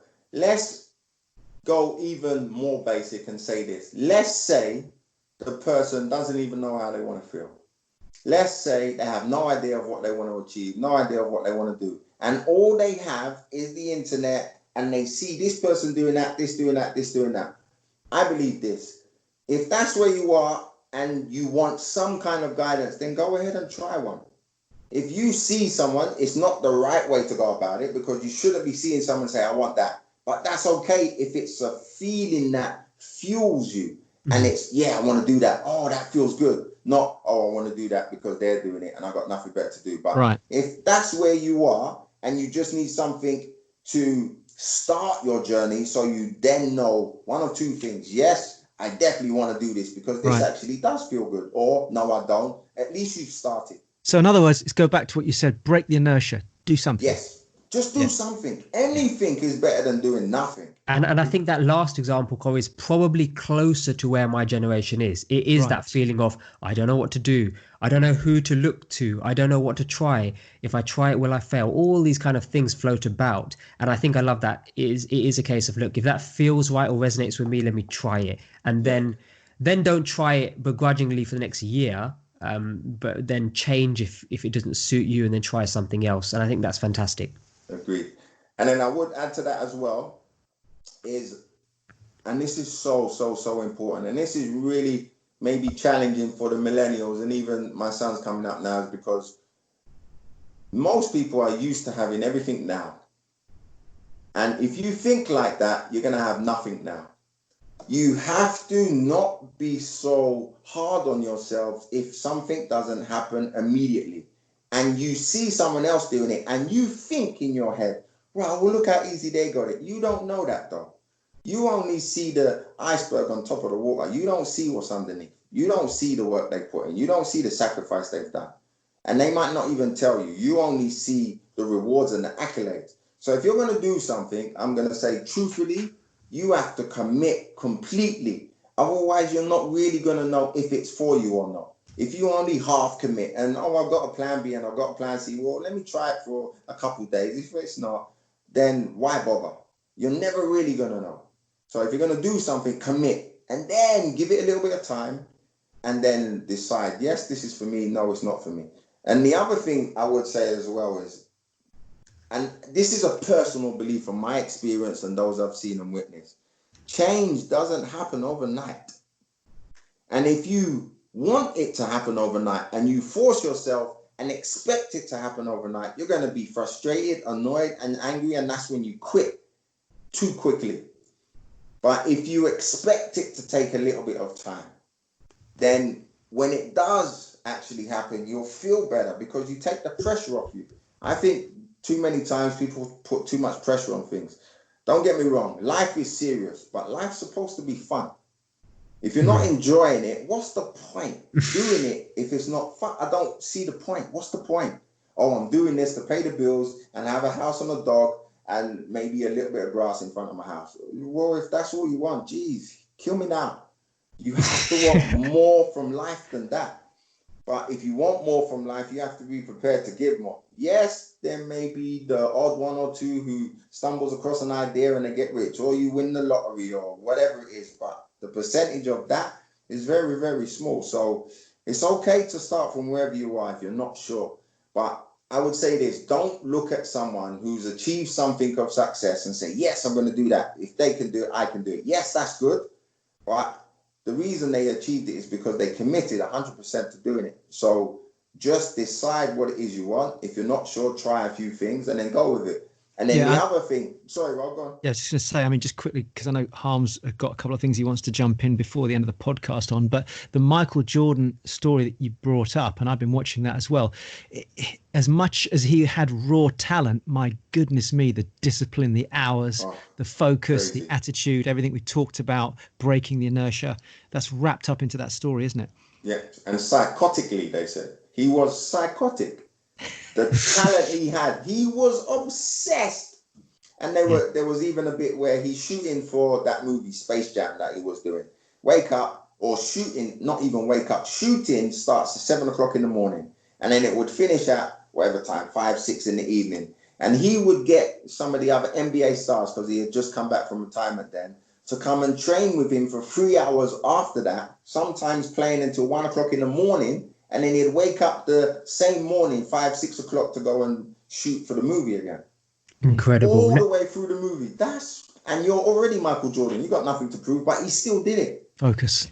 So, it's an incredible story. And a lot of the messages that you've described today, and as part of your journey, because people look at Michael Jordan and say, okay, that's the only way to do it. Well, actually, that model or that journey can relate to so many of us in different ways of life, which leads me on to my next question, because assuming somebody now has changed, they've broken the inertia, they've started to take action, their behavior is changing off the back of that. They're now doing the work consistently. They're doing the kicking the ball at 5 a.m. against a brick wall. They're doing the Michael Jordan consistent work. And now it's time to, they've done that, and now they're in a position where it's time to live, it's time to perform, it's time to be their best self and turn up, essentially. This ties into a question that we prepared, which is how, now going back to the BJJ, performing at European Championship, World Championship, how did you perform in front of tens of thousands of people when playing within football, but also, when you enter the cage, which I've just discovered, whether it's in BJJ, whether it's performing on a world stage in a world championship, what did you do to prepare for that moment now? What do you do leading up to that? And why do you do these things? Why are those important to you? Because let's now help. I guess the reason I'm asking this question is there's going to be people who've also, and the listeners of the Growth Tribes podcast are achievers, they are go-getters, and they would have come on a journey where everything you said, they're like, yes, that's played out in my life as well. But now they could be at a place in life where it's time for them to perform at their best. So that's really what I'm trying to get out of this question. Okay, brilliant. So I suppose for me, it boils down to primarily one thing, or primarily two things. Number one, I want to consistently do things that make me happy. Now, it's really strange saying that, is because, and this may be a shock to most people, but I hate fighting. I hate going to competitions and fighting. I hate going into a cage with one guy who's trying to kill me. I hate it, all of it. I don't like fighting, period. So then the question is, well, why the heck do you do that? Yeah. The reason is I want to grow. The only way for me to grow, I feel, as a person, is I have to put myself into situations which enable me to grow, either at my own pace or they force me to. Either way, I have to grow. If I don't grow, I die. Literally, sometimes in a cage, all right, it's not as bad as everyone thinks. If you prepare your body and your mindset, you'll be fine. Of course, there are people who have suffered horrendous physical conditions, yes, but for me, it's about growth. So when I stopped playing football, that feeling of growing, of feeling happy, of achievement stopped. And it was a choice I made, but I needed something else to give me that feeling. Football is a team sport, so you have other people to rely on. So the responsibility is big, but not as big because there's 10 other players on the pitch with you. When I went into martial arts and you in a competition, it's one-on-one. So my preparation is a real simple, it's a simple process for me in the sense of this. Look, and I'm going to be 100% truthful with all of you, as I have been throughout this entire podcast. All the stuff I've achieved in Brazilian Jiu-Jitsu, it took me, I think it was 11 years, 12 years to achieve my black belt. On average, they say it takes 10 years to achieve a black belt in Brazilian Jiu-Jitsu, consistently training. Some achieve it a lot sooner and some a lot later. But for me, it was always about the growth. So when I'm getting ready for a competition, every single fight, I am scared. Strange I'm saying that, considering former world number one, European champion, multiple British champion, blah, blah, blah, blah, blah. Every single fight I go into, whether it's a cage fight, the stick fighting when I was doing it, or Brazilian Jiu-Jitsu competition at whatever stage, I'm scared. I'm always scared. And I'm not scared for my life. It's a strange feeling. I'm scared that I won't, I'm scared that I won't perform. I'm scared that I won't express myself at the level I'm supposed to express myself. But that fear immediately goes the moment my foot touches the mat, because then my fuel kicks in. And I'm like, I'm scared. I know you're scared. And if you're not, I'm going to make you scared. And you say whatever you have to say to yourself in order to fuel that fire. So instead of allowing that fear to paralyze me, fear can paralyze you if you allow it to. But you have to remember what fear is. Fear is like a negative emotion. It's an internal force. It's an internal feeling which you create. Most of the time, fears are not even real. It's stuff you make up in your own head. You're sitting in your office and you want to make a phone call, but you're scared to pick up the phone because you're not sure if they're going to say yes or no. What the heck? So what? They say no, no problem. Thank you for your time. Call the next one. But people don't think like that. So when I'm going into a competition, I think the worst that can happen is I die. Okay? If I die, it won't make no difference because I won't even know I'm dead. So what am I worried about it for? So I kind of have that logic about it. Same when I'm on a plane and it's turbulence is going mad. Like, oh my gosh, and people like, you can see them all tensing up, and I'm just relaxed reading my book. And I remember once someone asked, well, like the turbulence is real. I said, it doesn't matter. If we die, we're not going to know because we'll all be dead. So what are you worrying about it for? And I kind of have that mindset. So when I'm preparing for a competition, I look and I say this, I'm scared. And I know I'm scared. I can feel I'm scared. And it doesn't make any difference to me using all these acronyms, false evidence, appearing real, and don't worry, Corey, it's only in your head. Yeah, you might say all that stuff, but it still feels real at that moment. So all I do is I just embrace it and I say, yeah, I'm scared. Okay, so what? What's the worst that can happen? Okay, well, let me just do it anyway. That's it. And then when you do it and you start the process, the momentum, the inertia begins, it completely disappears. The same, you're going to start a business or you're going to start a new career or start a new family, and there's elements of fear. Yeah, but the moment it starts and it's actually happening, the fear goes.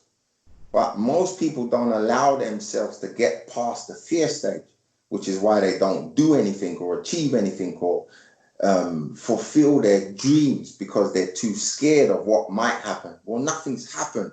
So stop worrying about what might and just do what you can do right now.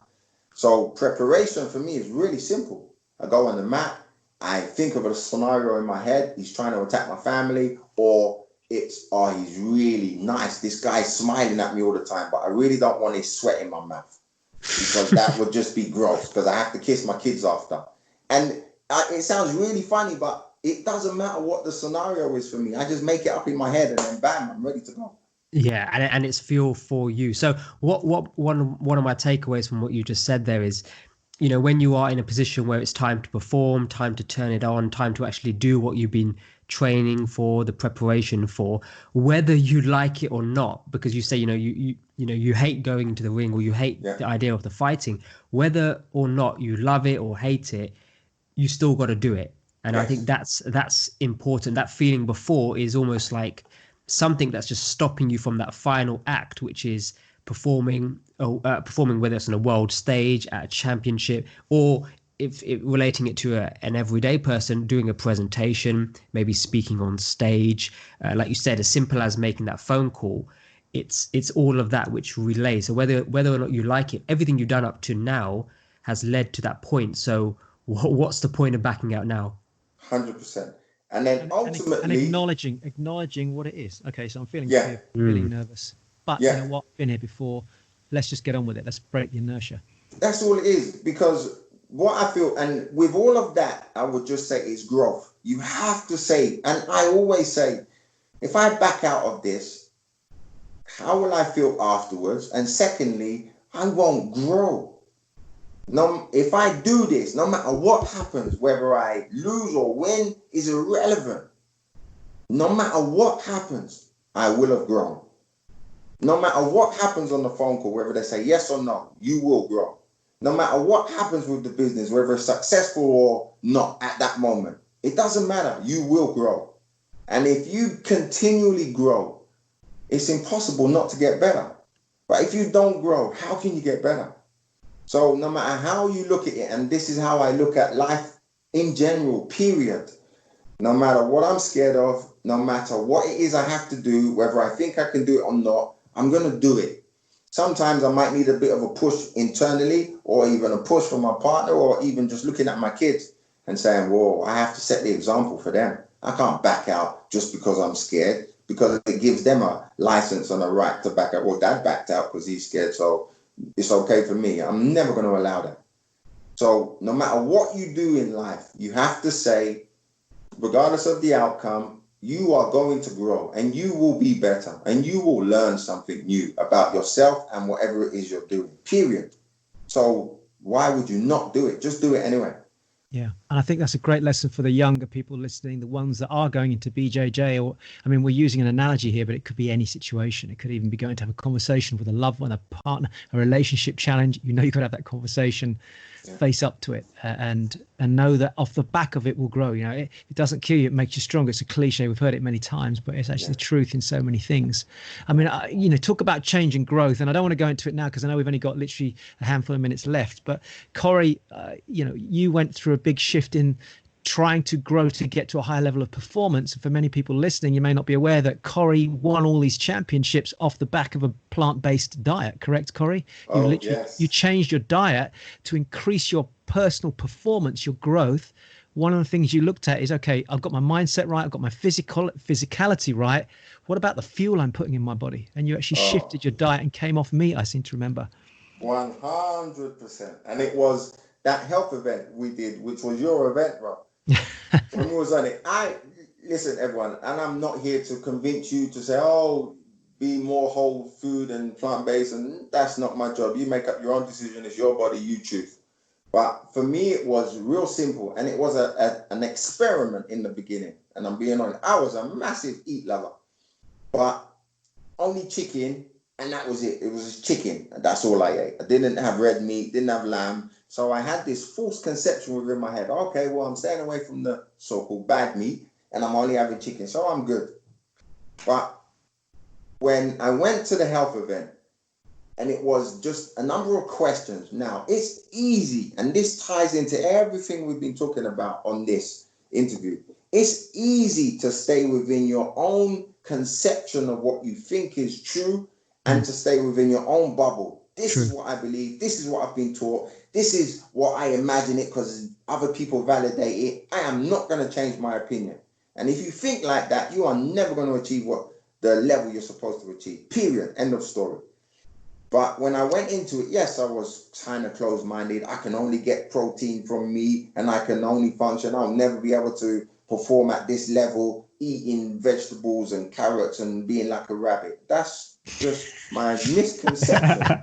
It's still many people's misconception, Oh, massive. And it's ignorant because you've been taught like that. My whole life I've been taught like that. And when you go through and you think, well, look at all the things I've achieved. Well, it must be because of the meat. It's so stupid to even think that, but you got no other connection to make. So, it has to be the meat. That's why I'm so fast and strong and blah, blah, blah. So it was an experiment for me. So I thought, okay, everything else I've shifted in my body, my mindset, my inertia, my habits, my morning rituals. The only last thing for me now is the fuel I actually put into my body, because the fuel I put into my mind was already taken care of. So it was Ro really who challenged me and said, okay, well, why don't you try it? At first I was like, really? Oh, come on, really? No, I don't think so. And then I started it. And literally for the first, and I was talking to Ro about this, when it happened, the first 3 months, I hated it. And I've used the word hate a lot. And to be honest, in my life, I don't really hate anything, but it's just that intense feeling of dislike because I was getting smashed in the gym. Absolutely annihilated. I was weak. I was slow. I felt my focus had just kind of wayward gone off. My instincts had slowed down. So I thought, and I was tired. Detox. Completely. But I didn't realize that. I just blamed it because it was carrots and lettuce. I thought that's the reason. So you have, and it's, I need to go back to meat. I need to go back. And it was Ro who stopped me. And at that moment, I was like, I'm done with this nonsense vegetable rubbish. It doesn't work for me. I need my meat. I have to be stronger. And then he said, just try this. And the reason why is because I wasn't getting enough fat intake when I was on the vegetables. And I didn't know that. I didn't know anything about that. So I then just started having like a spoonful of coconut oil, using olive oil on like salads and stuff. And then I started with udos oil, just 1 tablespoon in the morning. And literally, no word of a lie, within about 9-10 days, I was a completely different person. And people might say, nah, it can't be. I'm living proof. Everything I do, I have to kind of quantify for myself in the sense of, and qualify for myself in the sense of, I don't care if 1 million people say something works. I have to test it for me to see if it works for me. If it doesn't work for me, I'm not interested in what those million people are saying. Good for you. You stay with it. I'm not interested.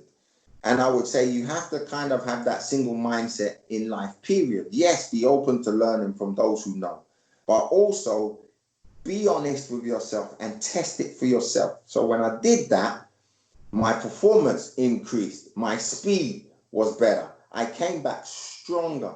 My focus was better. And I didn't have this lethargic feeling of every time I would eat meat or a big meal, I need to go in a chair and relax and sleep for half an hour while my body was adjusting to the energy it was using to absorb the food. All of that stopped. And on the back of that, I tell you, like real quickly to add this in, I was getting injured a lot. Well, okay, relatively a lot, I suppose. From BJJ, I never really got injured in football at all. Back injury, ankle, but that was it. No knee issues, nothing like that. When I started BJJ and doing Thai and stuff, I was getting injured quite a bit. Sore, ankle twisted, arm wrenched, this happening, all the twisting, all the shrimping, all of that kind of stuff, the bridging. It was taking its toll on my body. When I switched to plant-based diet, I was recovering so much quicker. And I tested it and I wrote down, so I knew it wasn't just a fad. And so many athletes, Corey, now in the last decade, so many athletes say the same thing. Recovery so much quicker. But you still get all that nonsense in me. Oh, and you get doctors, which is beyond me, actually coming and telling people, no, you need meat for protein. Protein doesn't exist without plant. All protein is from plants. All protein. Animals are the middle product. Animals only have protein in their meat because they eat the grass. Right. Period. That's it. And the legumes and all the other stuff they eat, but they don't produce protein themselves. But people still think this nonsense because it's been bred into us. So for me, and it's really interesting point to say, to function effectively, not just in martial arts, Brazilian Jiu-Jitsu, stick, Jeet Kune Do, in business, in life, with my family, to be a good husband, a good father, a good son to my mother. All of that helps me if I fuel my body with the right stuff because I think clearer. I'm more focused. I have more energy than I think I've ever had in my life.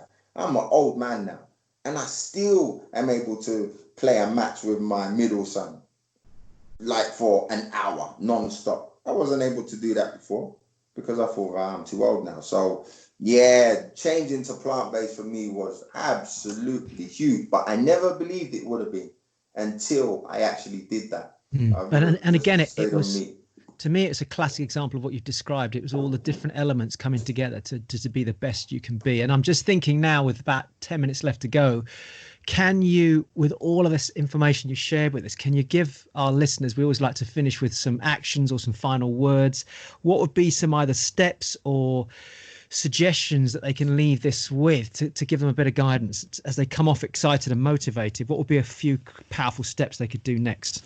Okay. I'll end with a story then. So, look, I remember when I was young, there was this boy, and I heard the story a lot later on. There was a kid, and he was really bad at school. I mean, he was just one of those obnoxious bullies, completely unruly. I don't particularly think the school even wanted him in a school. Constantly in trouble. And I don't know if it was stuff at home but there was something not right with this kid. Complete I won't even use the words which most people would say.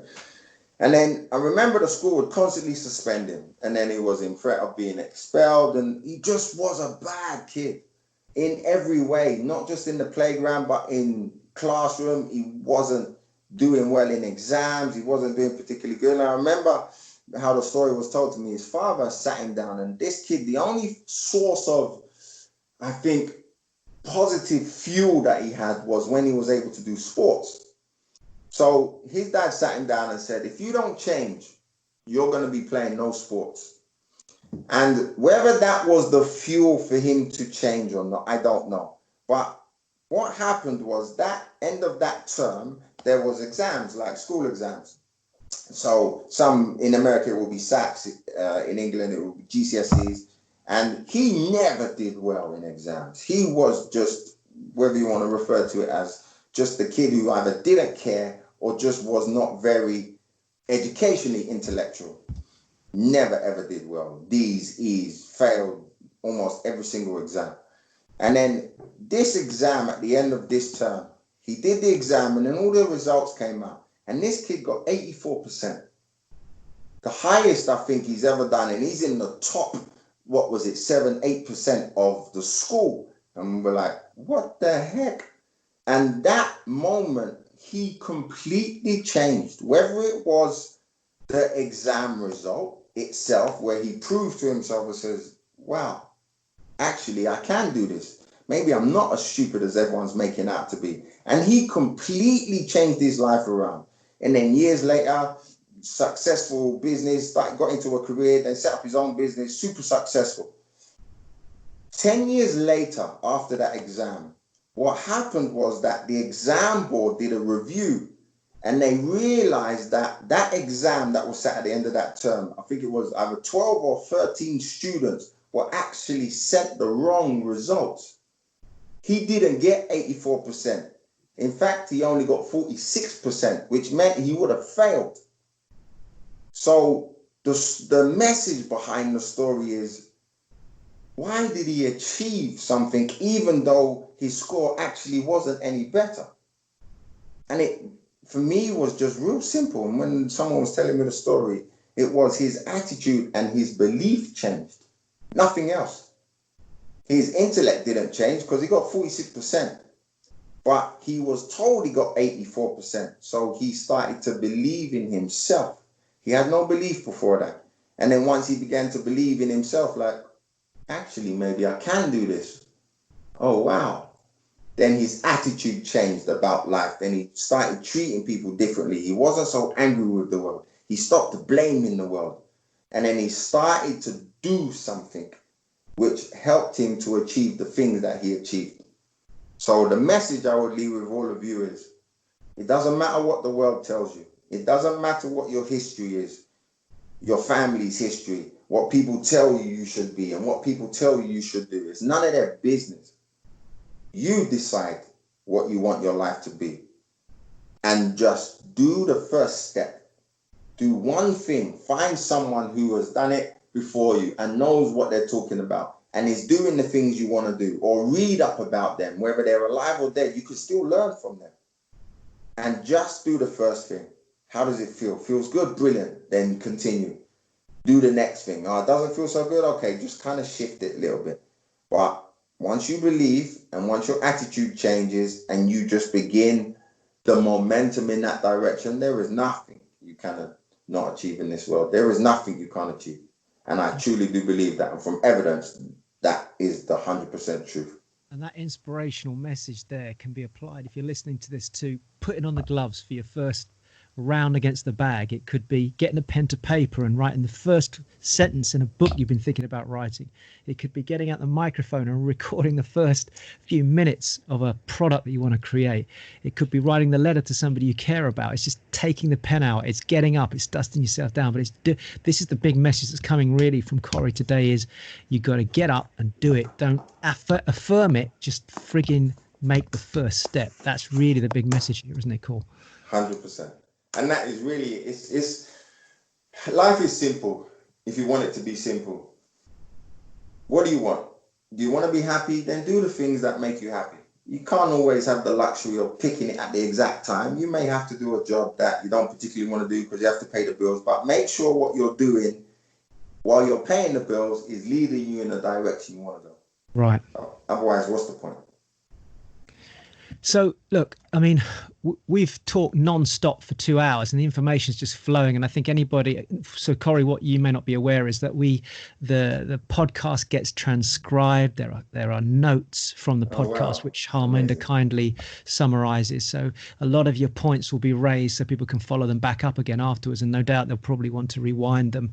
Anybody that's listening that's got friends that might want to pass this on, feel free to do so, because I think there's a lot of value in it. Even if you just listen to the first hour, 45 minutes of Corey's story, there's so much in that story. There's so many messages and teachings that come out of that. I know that you do coaching, and you're not here to promote yourself, but I've been a big supporter of what you do. The number of people that I know that you've helped transform their lives from direct face to face. One of the challenges I know for a lot of people is, how do I even start? When somebody comes to you, you like to cut through all the shit quickly, don't you? You cut to the, how do you do that? Just very quickly to wrap up, how do you do that? Because a lot of people are thinking, yeah, but how's he going to help me get to the hub of my problem? What's the first thing that you do? What's your approach? The first thing I really do is they have to fill in a questionnaire. Now, the questionnaire is for me to ascertain where are you in your life, and are you at a place where you are ready to change? Because everybody says they want to change, but sometimes people are not prepared to do what it takes to change. So through the questionnaire, and I don't take on, before I used to take on a lot more people, and now because of time and family, and I'm doing so many of my own things, I pre-select in the sense of, I have to go through the questionnaire and I see where you are. And if I feel and get a sense of you really do want to change, then I'm more than willing to help.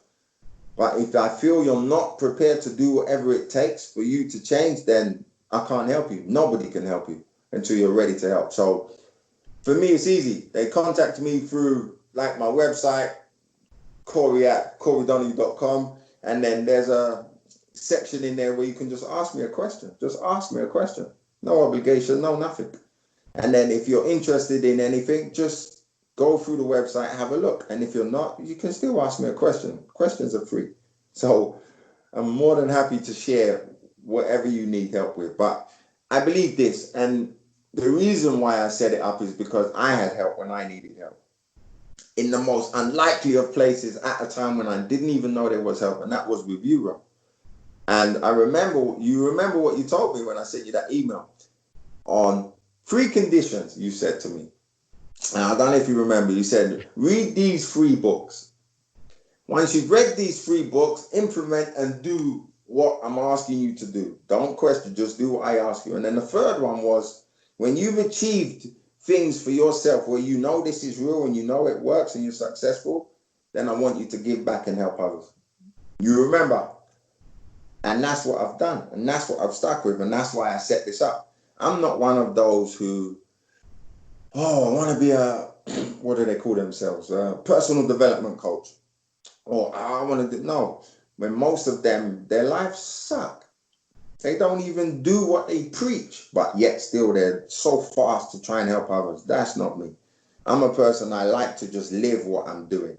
And if I can help someone along the way from my experience and from things I know 100% work, then I'm all for that. So yeah, it's real simple. If you want to contact me, brilliant. If not, just listen to the podcast. Everything you really need is in here anyway. And that's basically it. I think you've honored that all the way through the journey by giving back. I mean, it's a decade and a half, 15 years ago now, I think. Yeah, it is. It's quite long. Wow. Yeah, it's a long journey. Oh my gosh. Thank you so much. I know Harminder's going to jump on in just a moment just to wrap things up. It's been a pleasure having you on. I think what I'd really like to do, if you're up for it, because this this project that you're doing with young girls in football and the FBM hub, it is such an amazing thing. I've been following you over the last couple of months, and I've seen some of the stuff you've been doing online with it. I think that warrants a subject which I think is massive at the moment, which is helping empower young girls as well. Would you be up for coming in and maybe talking on that subject? Yeah, 100%. I would love that. That would be an absolute honor for me. I think, Corey, if you're up for it, actually, what would be good, and Harminder may not be aware of this as well. I'm just going to jump in quickly to wrap things up on that one. But Corey has for many, many years worked at ground level with young people, so work with kids who have been caught into gangs, pulled into drug dealing and knife fights, etc. Some really difficult times, really saddening. But you've played a big role in that, as well as working with young women. I think that's a subject for a whole podcast. If you're up for it, we should do that separately. That'd be amazing. That would be amazing. And if that could help anyone else who might be in that situation but can't reach out because they don't know who to reach out to, that would be an absolute honor for me. Yeah, thank you. Arms, amazing. So that ties in nicely into the future episode, which is we finish this off, which Corey spoke about a message of giving back, and everything you just summarized there, Rose, sounds like that is the next phase. So we can talk about that in the next podcast. I'm excited for that already. So everything, as you know, Growth Tribes listeners, will be in the show notes at growthtribes.com, including how to find Corey, his website, and any additional links to there. So if you're interested in how do you reach out to Corey, that will all be in the show notes. Summaries, as always, in the show notes. But again, thank you, Corey. Thank you, Ro. And thank you, listeners. We'll see you on the next episode. Brilliant. Thank you for having me.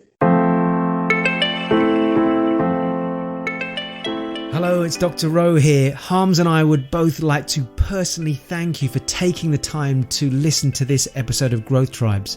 And if you've gained just one insight, something positive that you're able to use on a personal level, on a professional level, to help your life, maybe even other people's lives, then we'd love it if you could take action on one of the following things. You can either simply subscribe so you don't miss out on any other great insights coming up in the future. You can share this podcast with close friends so they can also get the benefits of the tips and tools that we're sharing. Or it would be amazing if you could give us a review and let others know just how great this episode was. And finally, if you do have a question, don't forget to submit it on growthtribes.com/podcast. Thank you again for listening. This is Dr. Rowan Harms signing out, and we'll see you again on the next podcast.